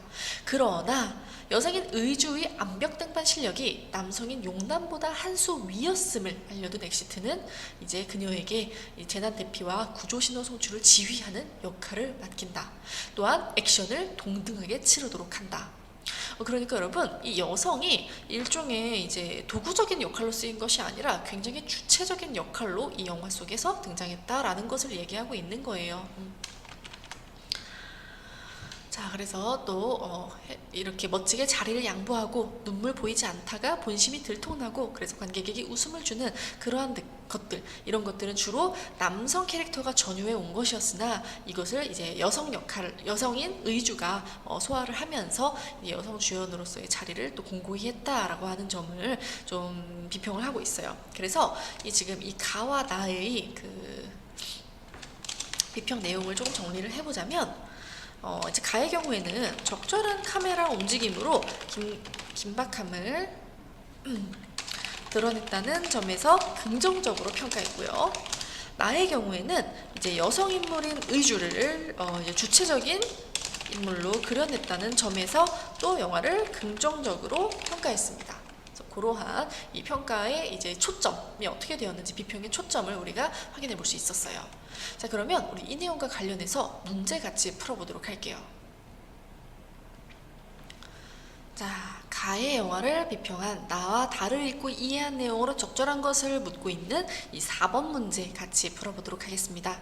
여러분들은 영상 잠시 일시정지하고 문제를 풀어봐 주세요. 네, 그러면 같이 해설해 보도록 하겠습니다. 자, 1번. 매체 자료 비평의 대상으로는 영화와 같은 영상 매체만 가능하군. 그렇지 않습니다, 여러분. 영상뿐만 아니라 다양한 종류의 매체가 비평 대상이 될 수 있습니다. 자, 2번. 감독의 특징도 매체 비평의 대상이 될 수 있군.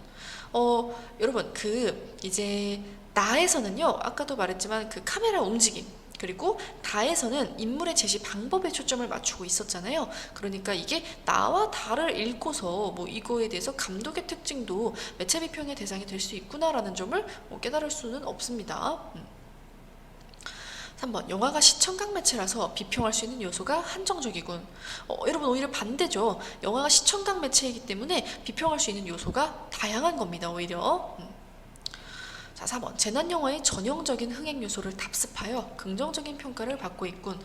여러분 아니었죠? 우리가 아까 두 번째 거 봤을 때 지금까지 재난 소재 영화에서 이 여성이 항상 도구적인 수동적인 위치에서만 있었다면 이제는 이제 서사와 액션의 주체로 등장함으로써 이제 참신함으로 인한 긍정적인 평가를 내리고 있었어요. 그러니까 이것도 옳지 않습니다. 자, 5번 매체가 특정 집단과 개인을 어떻게 묘사하는지가 매체 비평의 초점이 되기도 하는군. 이게 맞는 말이죠. 그래서 여성인물인 의주를 이제 뭐 주체적인 인물로 그렸다라고 하면서 그러한 특정 개인, 집단을 어떻게 묘사했는지 그거에 초점을 맞춰서 비평하고 있습니다. 자, 이렇게 우리 같이 문제 풀어보았고요. 이 외에도 더 많은 문제나 자세한 학습 자료는 저희 나무 아카데미 홈페이지에서 확인하실 수 있습니다. 감사합니다. 안녕하세요. 나무 아카데미입니다. 저희 사이트는 국어 내신 대비 학습 자료를 제공하는 사이트입니다. 오늘 강의에서는 고1 공통국어 2 천재 김종철 교과서의 주제통합적 읽기와 사회적 독서 지문을 분석해 보도록 하겠습니다. 자, 그럼 여러분 우리가 일단 읽기 전에 그럼 주제통합적 읽기가 대체 뭔가요? 라는 점에 대해서 좀 얘기를 해보지 않을 수가 없겠어요. 간단하게 말씀을 드리자면요. 이 주제통합적 읽기다라고 하는 것은요. 동일한 화제를 다룬 여러 글이나 자료를 비판적으로 읽고 자신의 관점에 따라 의미를 재구성하는 그런 것을 우리가 주제통합적 읽기다라고 합니다. 그래서 여러분 이제 이 아래로도 어떤 특정한 동일한 화제에 대한 세 가지 자료를 읽을 거예요. 그래서 그 각각의 자료를 이제 좀 어떤 관점을 가지고 있는지를 이제 좀 확인하면서 보시면 되겠어요. 자, 그러면 같이 읽어보겠습니다. 먼저 일단 이 가글은 그 시절 우리들의 집이라고 하는 작품인데요. 이거 여러분 수필 갈래입니다. 수필 갈래고요. 자, 이게 여기서는 어떤 관점으로 글이 이루어져 있느냐, 지금 우리가 이제 그 자료가 3개나 되다 보니까 좀 꼼꼼하게 읽기보다는 좀 요약적으로 좀 읽어보려고 해요. 그래서 일단 관점을 먼저 말씀드리고 시작을 할게요. 그 시절 우리들의 집이라고 하는 이 글의 관점은 어떻게 되어 있냐? 집이라는 게 추억이 서린 공간이자 탄생부터 죽음까지 삶의 전 과정을 함께하는 공간이라고 이제 보고 있는 거예요. 그래서 좀 정서적인 관점에서 이 집이다라고 하는 화제에 대해서 좀 생각하고 있습니다. 다루고 있어요. 그래서 이러한 관점을 바탕으로 우리가 이게 수필갈래라는 것을 알아두시면 되겠네요. 자, 그래서 지금 여기 이런 특징들 좀 알아두셔야 되는데요. 그 의라고 되어 있죠. 작품의 서술자가 나라는 1인칭 시점 대신에 이제 그라는 3인칭 시점을 이용해서 이제 자신의 이야기를 전달하고 있습니다. 자, 어쨌든 여기 보시면 바로 그 집에서 나고 그 집에서 컸다. 그러니까 집에서 태어나고 그 집에서 자라는 그 집으로서 그 탄생과 인생의 전 과정을 함께하는 집이라는 공간에 대해서 이제 다루고 있는 거예요. 그래서 그 집은 그 집 아이들에게 작은 우주였다. 이런 식으로. 자, 그래서 이렇게 집이라고 하는 그 공간에 대해서 다루고 있고요. 자, 두 번째. 아파트는 어떻게 우리의 몸과 마음을 지배하는가라고 하는 글입니다. 자, 일단 여러분 이 글은요 정보를 전달하는 글입니다. 자, 정보를 전달하는 글의 경우에는 그 글쓴이가 어떤 식으로 설명을 하고 있는지 이런 것들을 좀 잘 보셔야겠죠. 자, 그래서 일단 여기서는 쓱 보시면 아시겠지만 막 기술 차원, 필연적으로 고밀고층이고 뭐 스트레스를 느끼면 대뇌 및 시상하부에서 뭐 이런 얘기가 나오는 거 우리 확인해 볼 수가 있죠. 그래서 이 글은요 여러분 이제 집이 그곳에 사는 사람의 몸과 마음에 미치는 다양한 영향을 소개하며 이 화제를 과학적인 관점에서 다루고 있습니다. 그러니까 위에서는 여러분 간은 수필이었고, 그래서 이 집이라는 게 우리 인생을 함께하는 공간이라는 것을 얘기를 하면서 좀 정서적인 관점에서 얘기를 했었어요. 그런데 이 두 번째 글은 정보를 전달하는 목적을 가지고 이 집이라는 것이 사람의 몸과 마음에 미치는 영향을 과학적으로 분석하고 있습니다. 그래서 간단히 보시면, 자, 그 아파트가 가지고 있는 고밀과 고층이라는 속성으로 인해서 사람들이 필연적으로 스트레스를 받게 된다. 그리고 스트레스를 받게 되면 대뇌 및 시상하부에서 호르몬이 분비돼 교감신경계가 활성화되고 부교감신경계는 억제된다. 그래서 이런 게 계속되면 신체가 스트레스에 대처하기 위해서 코르티솔이라는 것을 분비한다. 하지만 이게 결국에는 재기능하지 못하는 등의 부작용이 생긴다라고 하는 과학적인 내용들을 지금 얘기하고 있어요. 자, 그러면서 여기 보시면 지금 그림 자료를 활용하고 있죠. 그래서 이런 그림 자료의 역할, 그러니까 우리가 한눈에 이 스트레스가 우리 몸에 어떤 영향을 주는지를 좀 한눈에 파악할 수 있게 해주는 효과가 있겠죠. 그래서 이런 그림 자료가 그 설명문, 정보를 전달하는 글에 쓰였을 때 어떤 효과를 주는지도 좀 익혀두시고요. 자, 공기의 압력도 우리의 몸과 마음에 이러한 영향을 미친다. 그리고 강풍이 불 때 느껴지는 미세한 진동 때문에 잠재적인 불안감을 호소한다. 고층에 거주하는 사람들이 더 높은 우울감과 공격성을 보인다. 지금 이 집이라는 공간 중에 특히나 아파트, 그것도 고층 아파트에 대한 이 내용을 좀 설명하고 있어요. 그래서 좀 부정적인 관점 보이는 거 알아보실 수 있겠죠. 그래서 생리적으로 인체에도 부담이 되고 정신건강에도 부담이 되고, 그래서 일본에서는 6세 미만의 아이가 있는 가정은 고층에 거주할 수 없게 하고 있다, 이런 거 얘기하고 있습니다.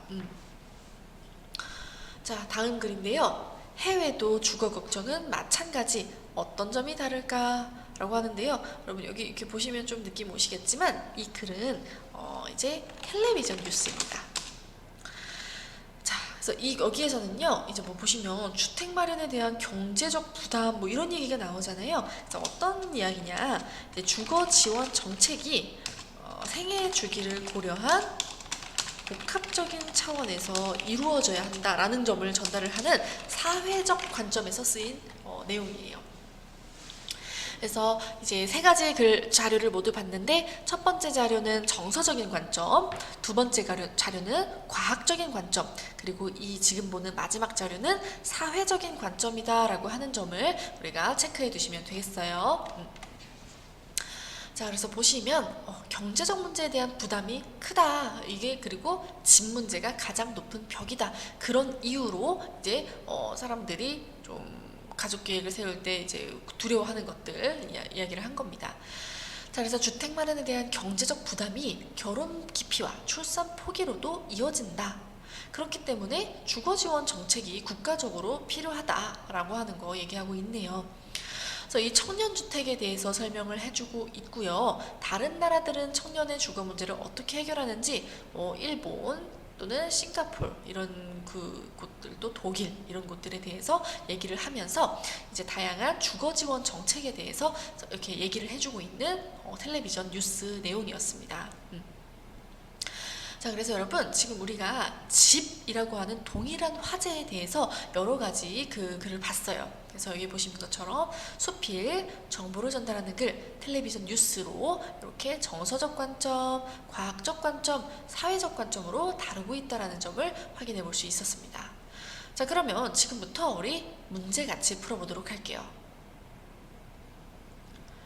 자, 우리는 4번 문제 같이 풀어보도록 하겠습니다. 가나다는 아까 본 그 글 순서대로 가나다예요. 자, 그럼 여러분들은 영상 잠시 일시정지하고 문제 풀어봐 주시기 바랍니다. 네, 그러면 같이 문제 해설해 보도록 하겠습니다. 가나다에 대한 설명으로 가장 적절한 것, 자, 같이 볼게요. 자, 1번, 가는 아파트 거주에 대한 해결책을 제시하고 있다. 아니죠, 여러분. 우리가 아까 본 것처럼 가는요, 이 토담집이라고 하는 이 집에 대한 그리움을 나타내고 있는 글이었어요. 그래서 뭐 뭔가에 대한 해결책 제시하지 않습니다. 자, 2번. 나는 특정 상황의 긍정적 측면만을 강조하고 있다. 그렇지 않았죠, 여러분? 나는요, 이 아파트, 그 중에서도 특히 고층 아파트에 대해서 좀 부정적인 측면 위주로 설명을 하고 있었습니다. 3번. 다는 설문조사 결과를 토대로 문제를 해결하고 있다. 여러분, 이제 다에서 첫 번째 문단에서 이 주거 문제와 관련된 설문조사 내용이 언급되어 있긴 했었죠. 그런데 그걸 가지고서 뭐 문제를 해결하는 내용은 나오지 않았습니다. 자, 4번. 나에서 다는 전문성 있는 단체의 말을 인용하여 설득력을 높이고 있다. 자, 나의 그 내용에서 보시면요.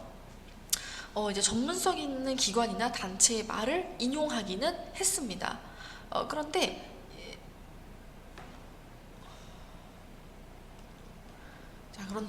여기 보시면요, 여러분, 이 인용된 게 이런 내용이에요. 2019년에 진행된 국내 연구에 따르면 우리나라에서는 고층 거주자와 저층 거주자의 정신건강에 유의미한 차이가 없었다고 합니다. 자, 이런 걸 보면 여러분, 이게 이 글의 자체의 설득력을 높여주고 있다고 보기는 어렵죠. 그러니까 이 글쓴이가 주장하는 거랑은 조금 반대되는 내용인 거잖아요. 그래서 일단 4번은 답이 될 수 없습니다. 조금 어려운 선택지였어요. 그럼 5번. 가에서 다는 집이라는 화제를 서로 다른 관점과 형식으로 풀어내고 있다. 이제 요게 정답이 되겠습니다. 세 글 모두 집이라고 하는 화제에 대해서 다루고 있었고요. 가는 정서적 관점, 나는 과학적 관점, 그리고 다는 사회적 관점에서 다루고 있었습니다. 자, 이렇게 문제같이 풀어보았고요. 이 외에도 더 많은 문제나 자세한 학습 자료는 저희 나무아카데미 홈페이지에서 확인하실 수 있습니다. 감사합니다. 안녕하세요. 나무아카데미입니다. 저희 사이트는 국어 내신 대비 학습 자료를 제공하는 사이트입니다. 오늘 강의에서는 고1 공통국어 2 천재 김종철 교과서의 논증하는 글쓰기 지문을 분석해 보도록 하겠습니다. 여러분, 일단 이 논증하는 글쓰기 지문에서 우리가 이 과정들을 정확히 알기 위해서는 논증하는 글쓰기 자체에 대해서 좀 알아두셔야 될 겁니다. 자, 그러면 이 논증하는 글쓰기의 과정에 대해서 같이 좀 정리를 해보도록 할게요. 자, 이 교과서에서는 이 논증하는 글쓰기 과정을 크게 3단계로 나누어 설명하고 있습니다. 자, 1단계는 계획하기 단계예요. 자, 이 계획하기 단계에서는 우리가 쓰기 맥락을 분석하며 글을 쓸 때 고려할 점을 생각하는 단계입니다. 자, 그러면 쓰기 맥락이라는 게 도대체 무엇이냐라는 점도 우리가 정리를 해두어야만 하겠어요. 자, 쓰기 맥락이라고 하는 것은요, 글을 쓸 때 글의 형식과 내용에 영향을 미치는 여러 요소를 말합니다. 그래서 여기에 뭐가 포함이 되느냐? 자, 글을 쓰는 목적, 글로 전달하고자 하는 주제, 그리고 글을 읽을 예상 독자, 글을 이제 우리가 시를 매체, 요런 것들이 쓰기 맥락이 되겠습니다. 그래서 요거를 고려하여 계획을 세워야 한다. 자, 그래서 여러분, 특히나 예상 독자 같은 경우에는 여러 가지로 좀 문제가 많이 나오는 편인데요. 이를테면 예상 독자의 우리가 지식 수준 고려해야 되고요. 요런 것들, 예상 독자의 관심사 이런 거, 그래서 고려해야 될 것들이 있다라는 점 확인해 주시면 되겠어요. 자, 다음으로 2단계는 일단 첫 번째로 내용 생성하기를 과정을 가져야 합니다. 이 내용을 생성한다는 건 말 그대로 내가 작성할 내용을 만들자는 거예요. 뭘 만들자는 거냐? 주제와 관련된 생각을 자유롭게 일단 떠올려 보고요. 그리고 관련된 자료를 수집하고 그거를 선정하는 겁니다. 자, 그래서 이 자료라고 하는 것은 결국에는 내가 쓰고자 하는 주제와 목적에 적합한 자료여야 될 거고요. 신뢰도가 충분히 있어야 됩니다. 그래서 출처의 신뢰성이 높은 자료로 이제 잘 골라내야 하겠죠. 그래서 이런 선정하는 단계까지 가지고요. 그 다음에 내용을 이제 조직하는 단계입니다. 조직한다는 건 말 그대로 이제 구조를 만드는 거예요. 그래가지고 개요를 작성하는 거죠. 이때는 이제 개요 작성의 전략을 사용하여 글 전체를 시각화하는 단계다라고 생각해 주시면 되겠습니다. 자, 다음으로 3단계에서는요, 이제 일단 지금 글의 구조까지, 개요까지 다 만든 거잖아요. 그러니까 표현을 해야겠죠. 글로 쓰는 겁니다. 그래서 내용에 적합한 어휘와 기법을 사용하여 글을 실제로 작성하는 단계입니다. 자, 그리고 이렇게 글을 다 썼다고 해서 끝이 아닙니다. 우리가 글을 쓸 때는 항상 그 글을 고쳐 쓰는 내용이 포함되어야 돼요. 그래서 지금까지 쓴 글이 계획하기 단계에서 설정한 그 목적에 부합하는지 확인하는 단계다. 이렇게 보시면 되겠습니다. 자, 그래서 논증하는 글쓰기라고 하는 것은 이 쓰기 맥락을 고려해서 이렇게 1단계, 2단계, 3단계로 전체적으로 구성이 돼 있다라는 점을 좀 우리가 확인을 해두시면 좋겠어요. 자, 그런데 우리가 글을 쓸 때 한 가지 더 참고해야 할 것이 있습니다. 바로 장문 관습이에요. 자, 일단 장문 관습이라는 게 무엇이냐, 그 정의부터 좀 볼게요. 장문 관습의 정의. 장문 관습이라고 하는 건요, 글을 쓸 때 따라야 하는 질서를 의미하는데요. 그래서 글의 형식과 책임감 있는 태도, 이런 것들을 모두 포함하는 개념입니다.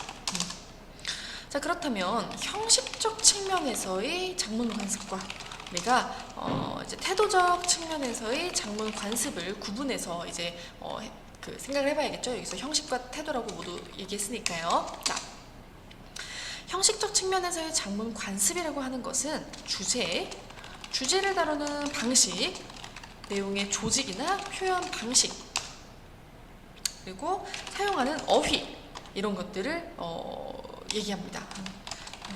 그래서 내가 쓰고자 하는 글의 종류에 따라 달라지는 내용들이겠죠. 자, 다음으로 태도적 측면에서의 장문 관습입니다. 이제 글쓴이가 지켜야 하는 쓰기 윤리에 관한 것인데요. 이제 이 글쓴이가 지켜야 되는 쓰기 윤리는 개인적 쓰기 윤리와 사회적 쓰기 윤리로 또 나눠볼 수가 있어요. 그래서 개인적 쓰기 윤리다라고 하는 것은 이제 생각과 감정을 진솔하게 표현하는 것, 그리고 이제 독자를 존중하고 배려하여 표현하는 것, 이런 것들이 개인적 쓰기 윤리가 되겠고요. 그리고 사회적 쓰기 윤리의 경우에는 타인의 지식 재산권을 존중하는 것. 그러니까 이제 이제 원저작 뭔가를 가져올 때는 원저작자의 허락을 받거나 아니면은 출처를 표기하는 것, 이런 것들이 해당이 되는 겁니다. 자, 그래서 이러한 장문 관습도 우리가 지키면서 글을 써야 할 거예요.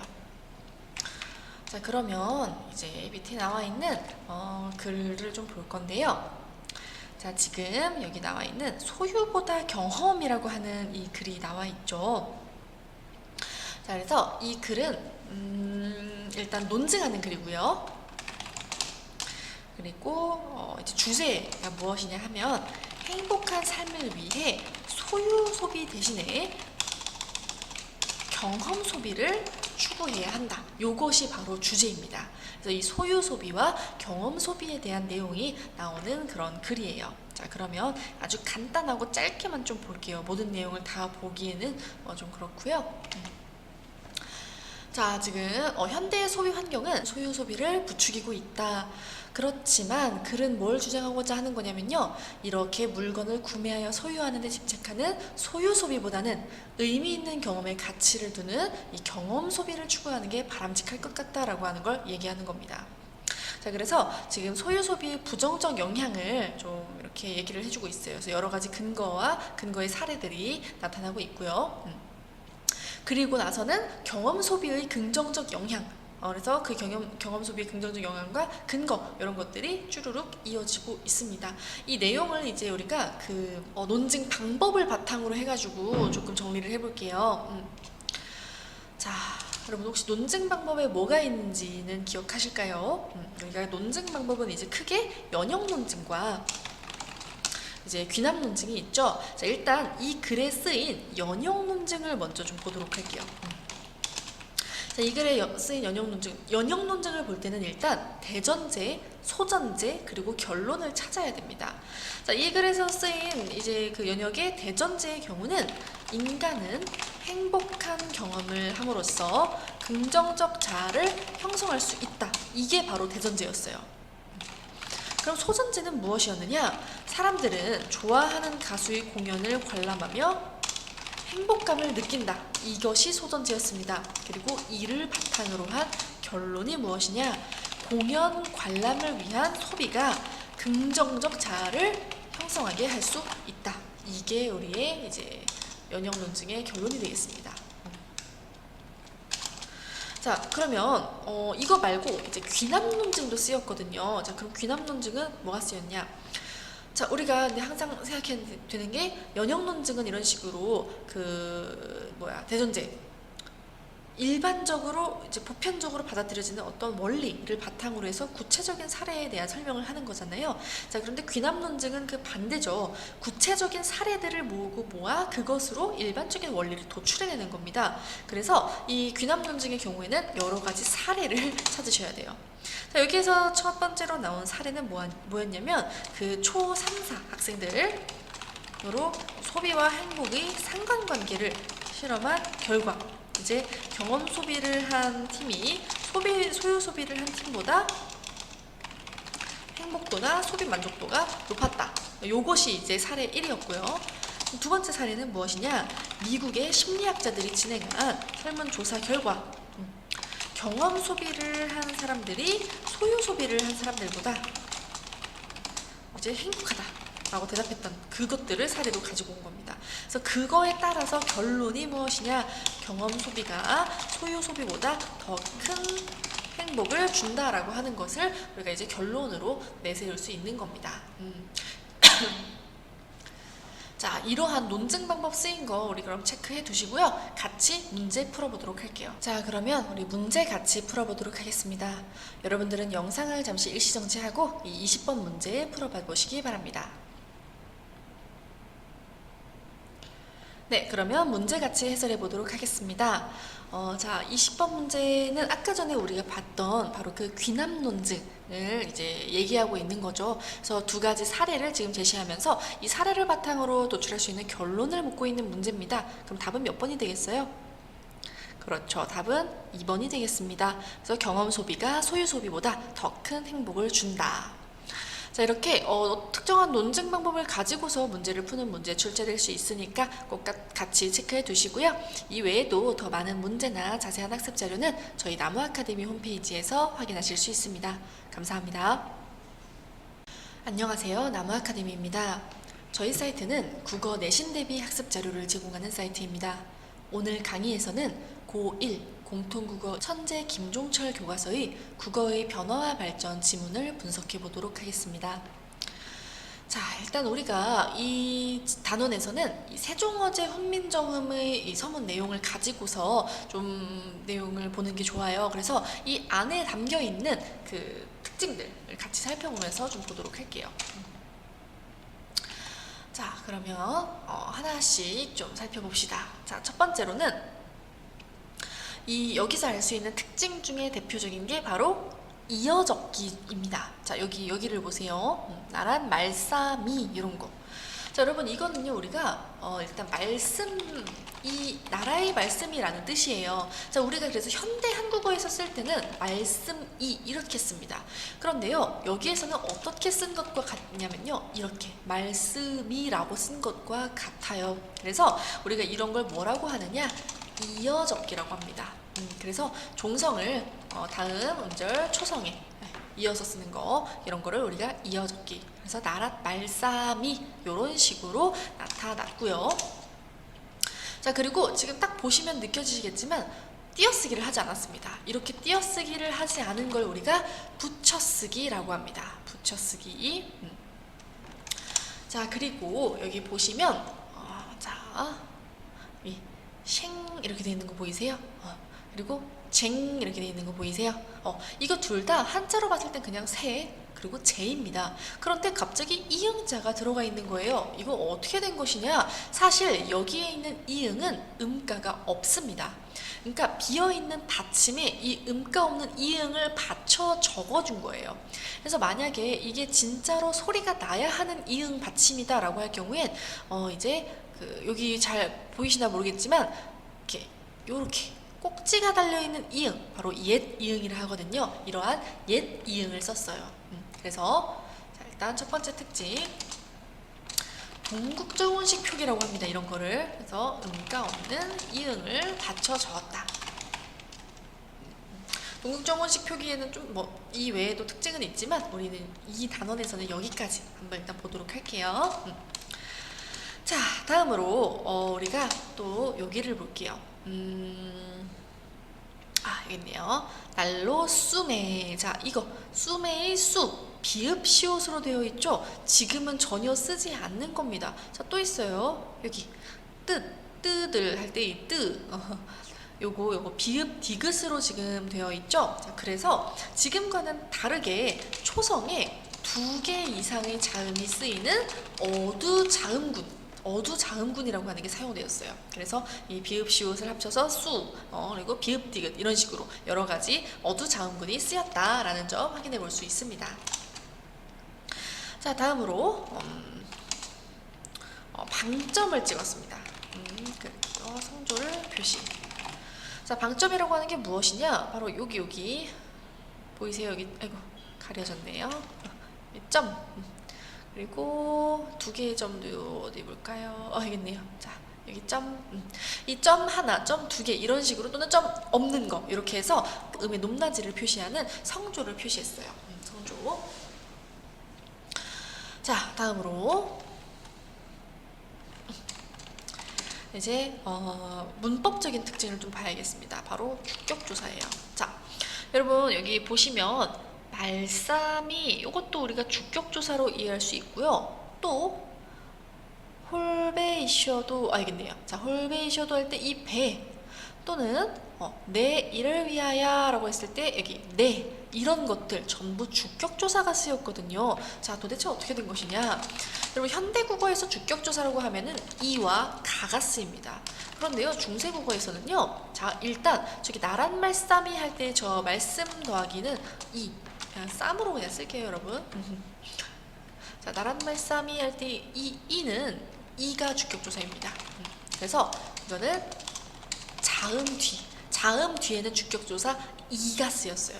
자, 그런데 자, 홀베이셔도 이거 무슨 뜻이냐면요, 내가 뭐뭐 할 바가 있어도라는 의미예요. 바가.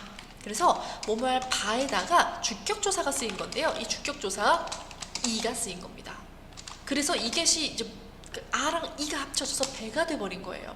그래서 모음 뒤에서는 주격조사 이가 쓰였다라고 하는 점 우리가 확인해 둘 수 있습니다.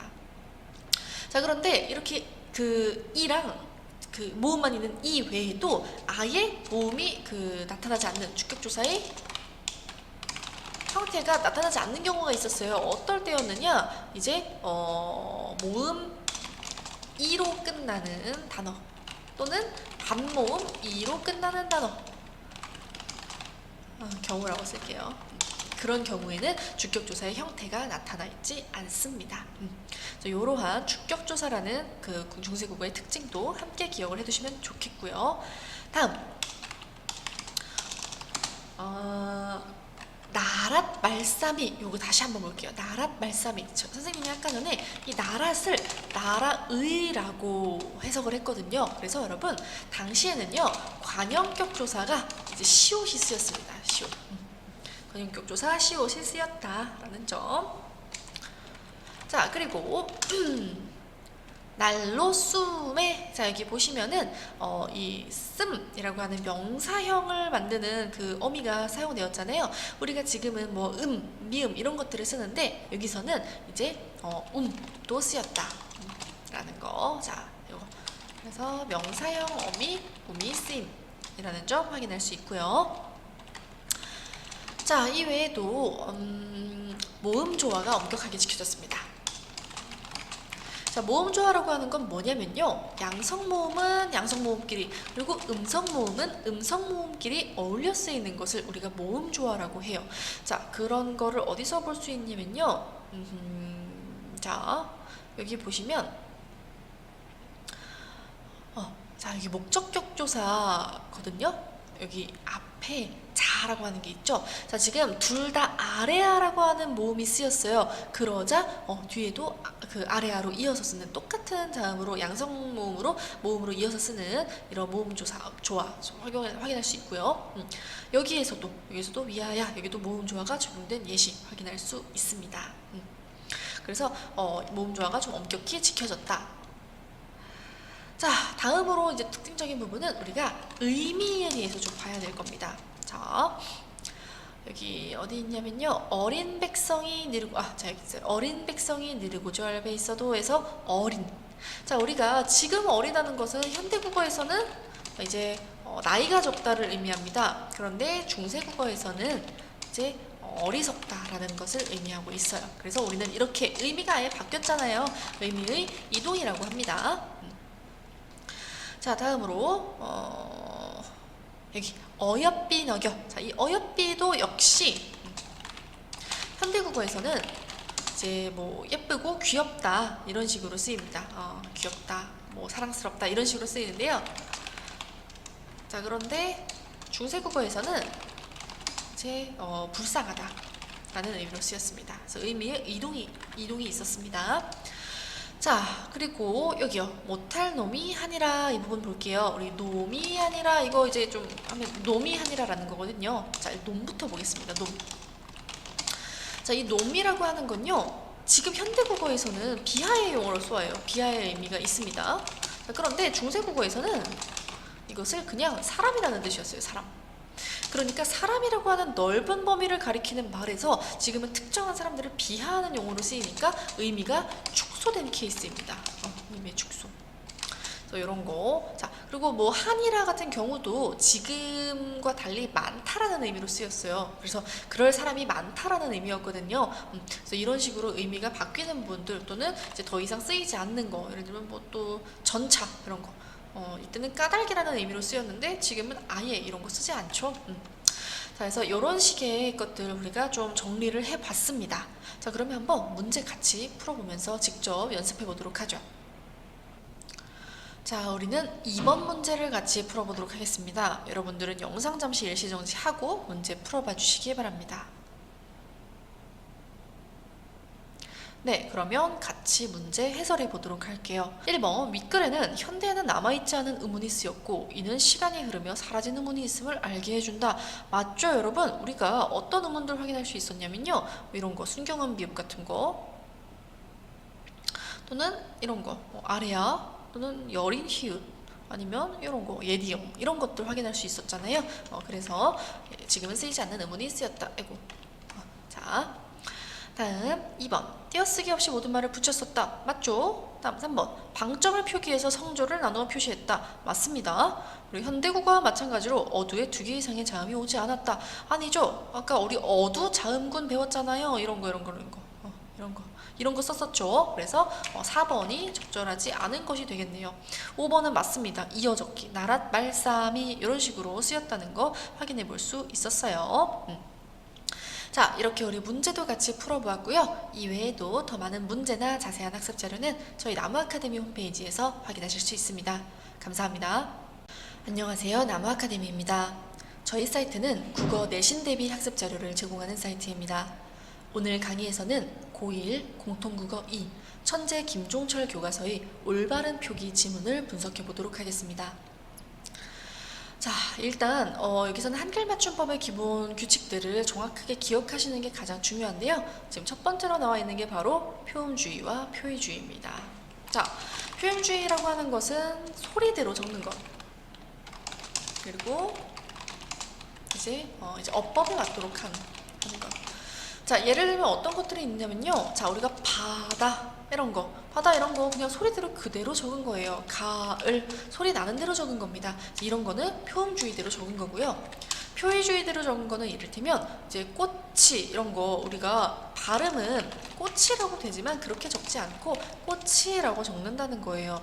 왜 그렇게 하느냐? 자, 우리가 소리대로 적는 이유는 그렇게 하는 게 표기에 쉽기 때문이에요. 표기하기가 더 쉬우니까. 자, 그런데 표의주의, 어법에 맞도록 하는 이유는 무엇이냐?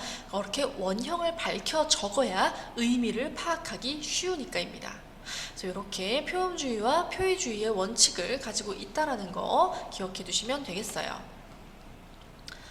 자, 다음 그럼 한글 맞춤법 규정 중 소리에 관한 것. 자, 제5항입니다. 뚜렷한 까닭 없이 된소리가 나는 경우에는 된소리로 적는다. 이게 무슨 말이냐면요. 여러분, 우리가 기역과 비읍, 받침 뒤에서는요. 예외 없이 된소리로 발음됩니다.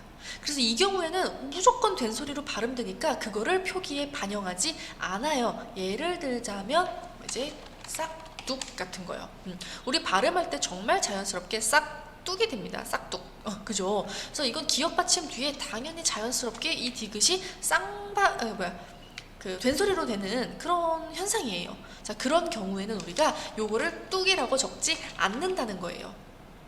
자, 그런데 그게 아니라 그런 뚜렷한 까닭 없이 나는 된소리, 예를 들면 이제 모음 사이에서 나는 된소리나 이제 이런 거 뒤에서 나는 된소리, 요런 거는 이제 우리가 된소리를 반영한다는 겁니다. 예를 들어서 어깨 같은 거요. 이거 어깨 이렇게 충분히 발음할 수 있는데 어깨로 될 이유가 없거든요. 근데 어깨로 난다는 거예요. 그러면 우리는 그거를 표기에도 반영해서 어깨로 적는다라고 하는 겁니다. 무슨 말씀인지 이해됐죠? 자, 그런데 언제나 예외 조항 중요합니다, 여러분. 다만 자, 기역, 비읍, 받침 뒤에서 나는 경우에도 기역, 비읍은 원래는 된소리로 적지 않지만 만약에 이게 같은 음절이나 비슷한 음절이 겹쳐나는 경우, 똑똑하다처럼요. 이런 경우에는 여기 있는 쌍디귿 그냥 쓴다는 거예요. 그래서 이런 예외에 좀 정확히 기억해 두시고요. 어쨌든 그래서 된소리 규정이었고요. 다음. 자, 디귿, 티읕, 받침 뒤에 종속적 관계를 가진 이나 희가 오면 그러면 지읒, 치읒으로 소리 나도 디귿, 티읒으로 적는다. 그러니까 국외음화의 환경에서 우리가 디귿, 티읒으로 그냥 적는다는 거예요. 이런 거요. 구지로 발음은 나지만 구지로 적지 않는다는 겁니다. 다음 한자음 여뇨뉴니가 단어 첫머리에 오면 여요유이로 적는다라고 하는 거, 이런 특징도 지금 나와 있습니다.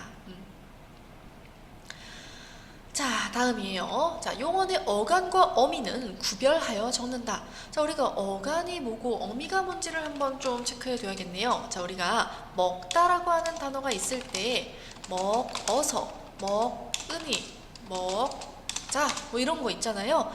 자, 요런 거. 요때 이 앞부분, 변하지 않는 이 앞부분 어간이라고 하고요. 자, 이 뒤에 마구마구 활용하는 부분, 요거를 우리가 어미라고 합니다. 자, 이 어간과 어미 구별해서 적으라는 거예요. 자, 그런데 만약에 두 개의 용언이 어울려서 한 개의 용언이 됐는데 그때 앞말의 뜻이 유지되면 원형을 밝혀 적고요. 본 뜻에서 멀어졌으면 밝혀 적지 않는데요. 자, 어떤 케이스가 있는지 한번 볼게요. 자, 만약에 우리가 늘어나다라고 할 때 이거는 늘다라고 하는 앞말에 그 원형, 그 본뜻이 남아있어요. 그래서 우리가 늘어나다라고 적지 않고 그냥 늘어나다라고 적습니다.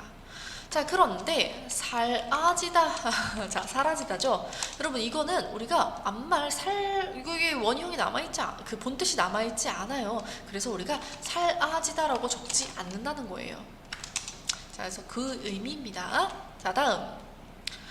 어간에 이나 음이 붙어서 명사로 된 것과 이나 희가 붙어서 부사로 된 건 원형을 밝혀 적습니다. 이건 우리가 잘 하고 있는 거예요. 자, 우리는 언제나 여기 다른 부분 봐야겠죠. 자, 그런데 이나 위외의 모음으로 시작된 전미사가 붙어서 품사가 바뀌면 원형을 밝혀 적지 않는다라고 되어 있습니다. 자, 여기 나와 있죠.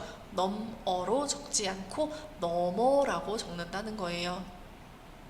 자, 그래서 예를 들어서 또 지붕, 이것도 여러분 집 더하기 웅이 합쳐가지고 지붕이 된 겁니다. 이런 것도 그래서 원형을 밝혀 적지 않고요. 또 이제 뭐 주검, 이거를 이제 죽 더하기 엄인데 그거를 그래서 합쳐서 주검으로 원형을 밝히지 않고 적게 됩니다.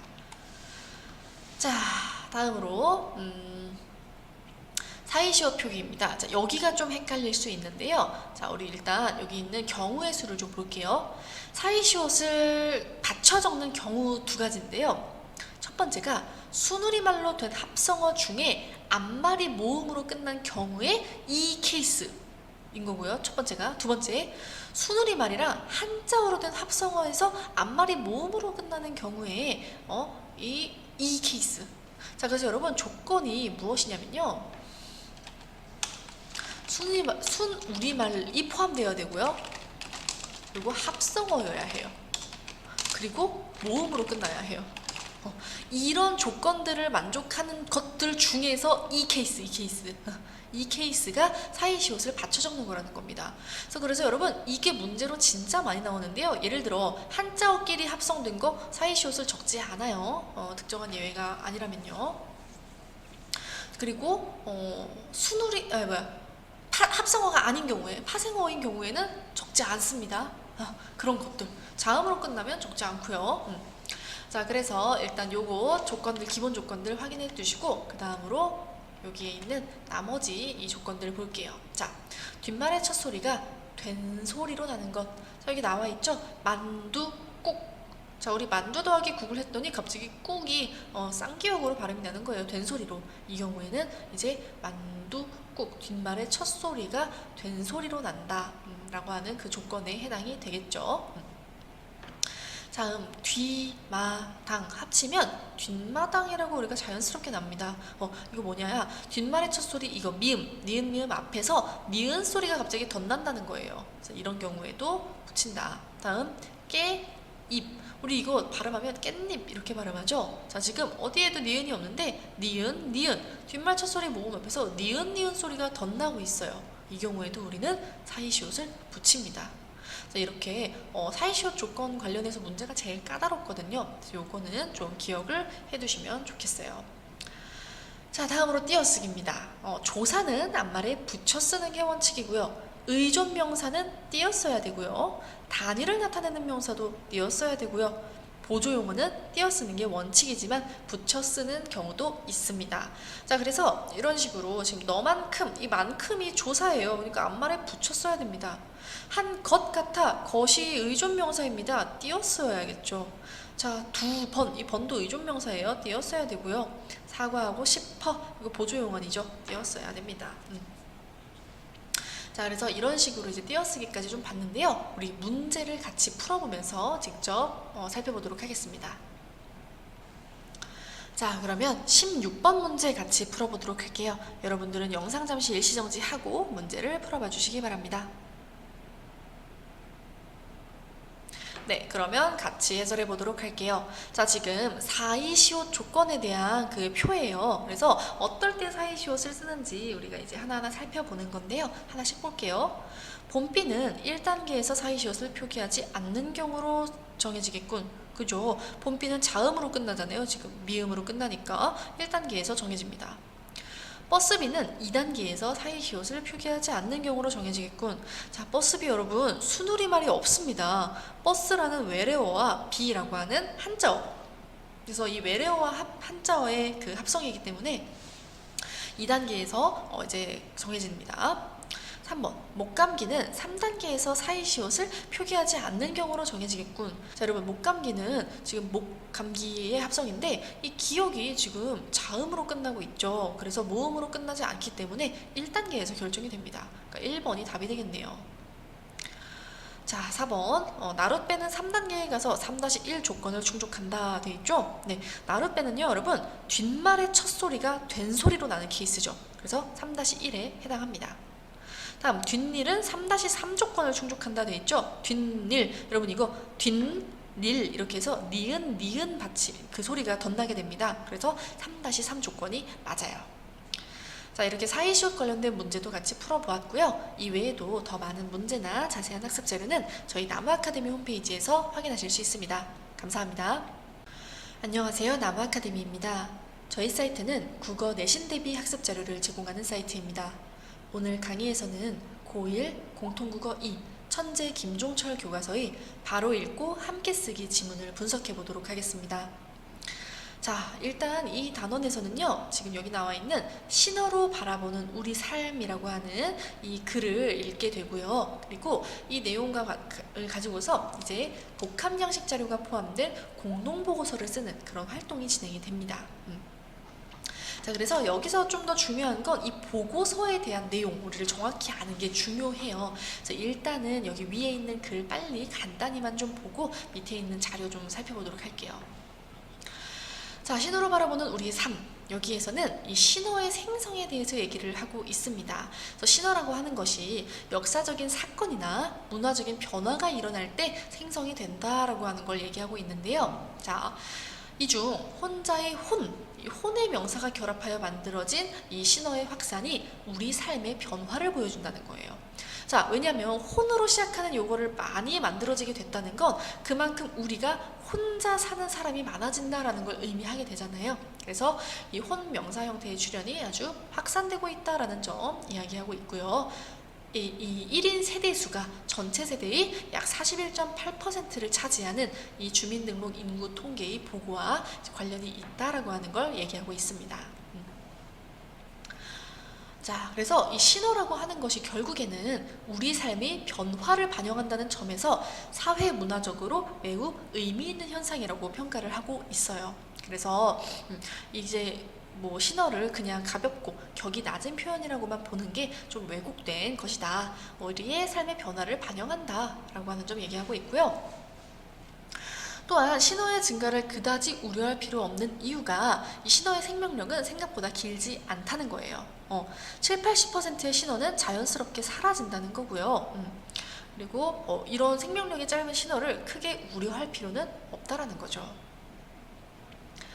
자, 그래서 지금 이런 그 자료를 활용해가지고 우리가 시대별로 신어가 쓰이는 거 좀 보여주고 있는 거고요. 그래서 시각적인 자료를 활용하는 거는 언제나 이 복합 양식 자료와 관련된 이 단원에서 꼭 나오는 문제가 있으니까요. 좀 체크해 두세요. 자, 어쨌든 신어는 이렇게 언중들의 언어 창조성, 새로운 가치 부여와 범주화, 웹과 모바일을 통한 언어 유희의 향유 등을 보여주며 복합적인 존재 이유를 가진다라고 표현하고 있습니다. 그래서 이 신어라고 하는 것이 결국 우리 삶의 변화 양상과 언어 변화를 들여다볼 수 있어서 참으로 흥미롭다라는 그러한 관점이 드러나고 있어요. 자, 그러면 우리 이제 밑으로 내려와서 이 보고서라고 하는 거, 지금 보고서 쓰기거든요. 함께 쓰기 단원이잖아요. 이 공동보고서 쓰기라는 단원에서 우리가 익혀야 되는 핵심적인 개념들 정리해 보도록 하겠습니다. 자, 여러분 일단 보고서에는 어떤 유형이 있는지부터 우리가 좀 체크를 해두면 좋겠습니다. 자, 보고서에는 먼저 조사 보고서와 같은 것이 있습니다. 어떤 사실에 대한 조사 결과를 정리하기 위하여 이제 여러 방법을 통해 쓴 보고서를 말합니다. 여기서 말하는 여러 방법이란 뭐 인터넷을 찾아본다든지 설문조사를 해본다든지 면담을 해본다든지 그런 것들을 포함하는 거예요. 다음으로 답사 보고서가 있을 수 있어요. 답사 보고서는 특정한 장소에 직접 방문하여 알게 된 사실을 정리하는 거, 그런 것들을 답사 보고서라고 하고요. 또 관찰 보고서 같은 게 있죠. 이거는 특정 문제에 대해 일정 기간 깊이 있게 관찰하고 정리한 보고서죠. 다음으로 실험 보고서라는 게 있습니다. 이 실험 보고서는 가설을 입증하기 위한 실험 계획과 실험 과정을 기록하고, 그래서 이제 실험 결과를 해석하여 결론을 내는 그런 보고서를 말합니다. 자, 그래서 이런 보고서의 유형에 대해서도 우리가 알아두셔야 될 것 같고요. 자, 그럼 보고서는 일반적으로 어떻게 좀 그 구성이 되느냐? 처음, 중간, 끝으로 구성합니다. 자, 그럼 처음 부분에는 무슨 내용이 나오냐면요. 이제 보고서의 그 주제, 그리고 보고하는 사람들, 그리고 보고의 목적과 필요성, 그리고 선행 연구 검토 내용, 또 이제 조사 기간, 조사 방법, 조사 인원 등의 조사 정보, 이런 것들을 첫 부분에 담으면 됩니다. 중간 부분에선 그럼 뭘 담느냐? 본격적으로 우리가 그 연구한 연구 과정과 그 결과 내용들을 정리해주면 되겠죠. 자, 그럼 끝부분에서는 뭐를 다루느냐? 지금 이 중간 부분에서 얘기한 그 보고 내용을 요약, 정리합니다. 그런 다음에 보고자의 의견을 덧붙여요. 여기서 끝내면 안 되고요. 우리가 이런 글 쓸 때는 반드시 참고한 문헌의 출처도 밝혀주어야 쓰기 윤리를 지킬 수가 있습니다.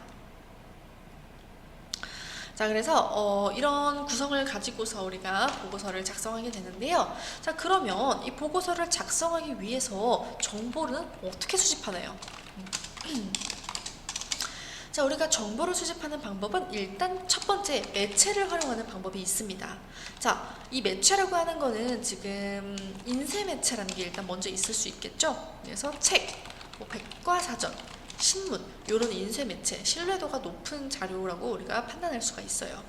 자, 그런 게 아니라도 방송 매체의 자료라든지 인터넷에서 수집하는 자료도 활용할 수 있습니다. 다만 이때 인터넷의 자료의 경우에는 신뢰도를 꼼꼼하게 체크하고 가져와야 한다는 거 주의하면 되겠네요.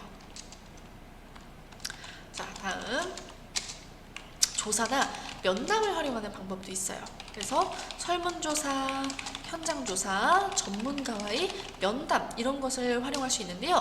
이거는 약간 이제 그 단점이 무엇이냐? 장점으로는 자기가 원하는 구체적인 정보를 얻을 수 있다는 게 장점이지만, 다만 단점은 시간이 오래 걸린다는 거죠. 그래서 이런 식으로 우리가 정보를 이제 수집해 볼 수 있다라고 하는 거 확인해 두시면 되겠어요. 자, 그러면 다음으로 이제 공동보고서를 쓰는 그 공동보고서 자체에 대해서도 좀 정리를 해보도록 할게요. 자, 공동보고서라는 게 그럼 뭐냐? 그냥 보고서랑 뭐가 다른 거냐? 라는 점 당연히 알아두셔야 될 거 아니에요. 자, 공동보고서라고 하는 건요, 특정한 문제나 현상에 대해 여러 사람이 모여 조사와 연구를 수행하고 수집한 정보를 종합하여, 자, 핵심, 공동으로 작성하는 보고서입니다. 자, 그래서 여러 사람이 모여서 함께 조사하고 함께 작성하는 그런 보고서를 우리가 공동보고서라고 합니다.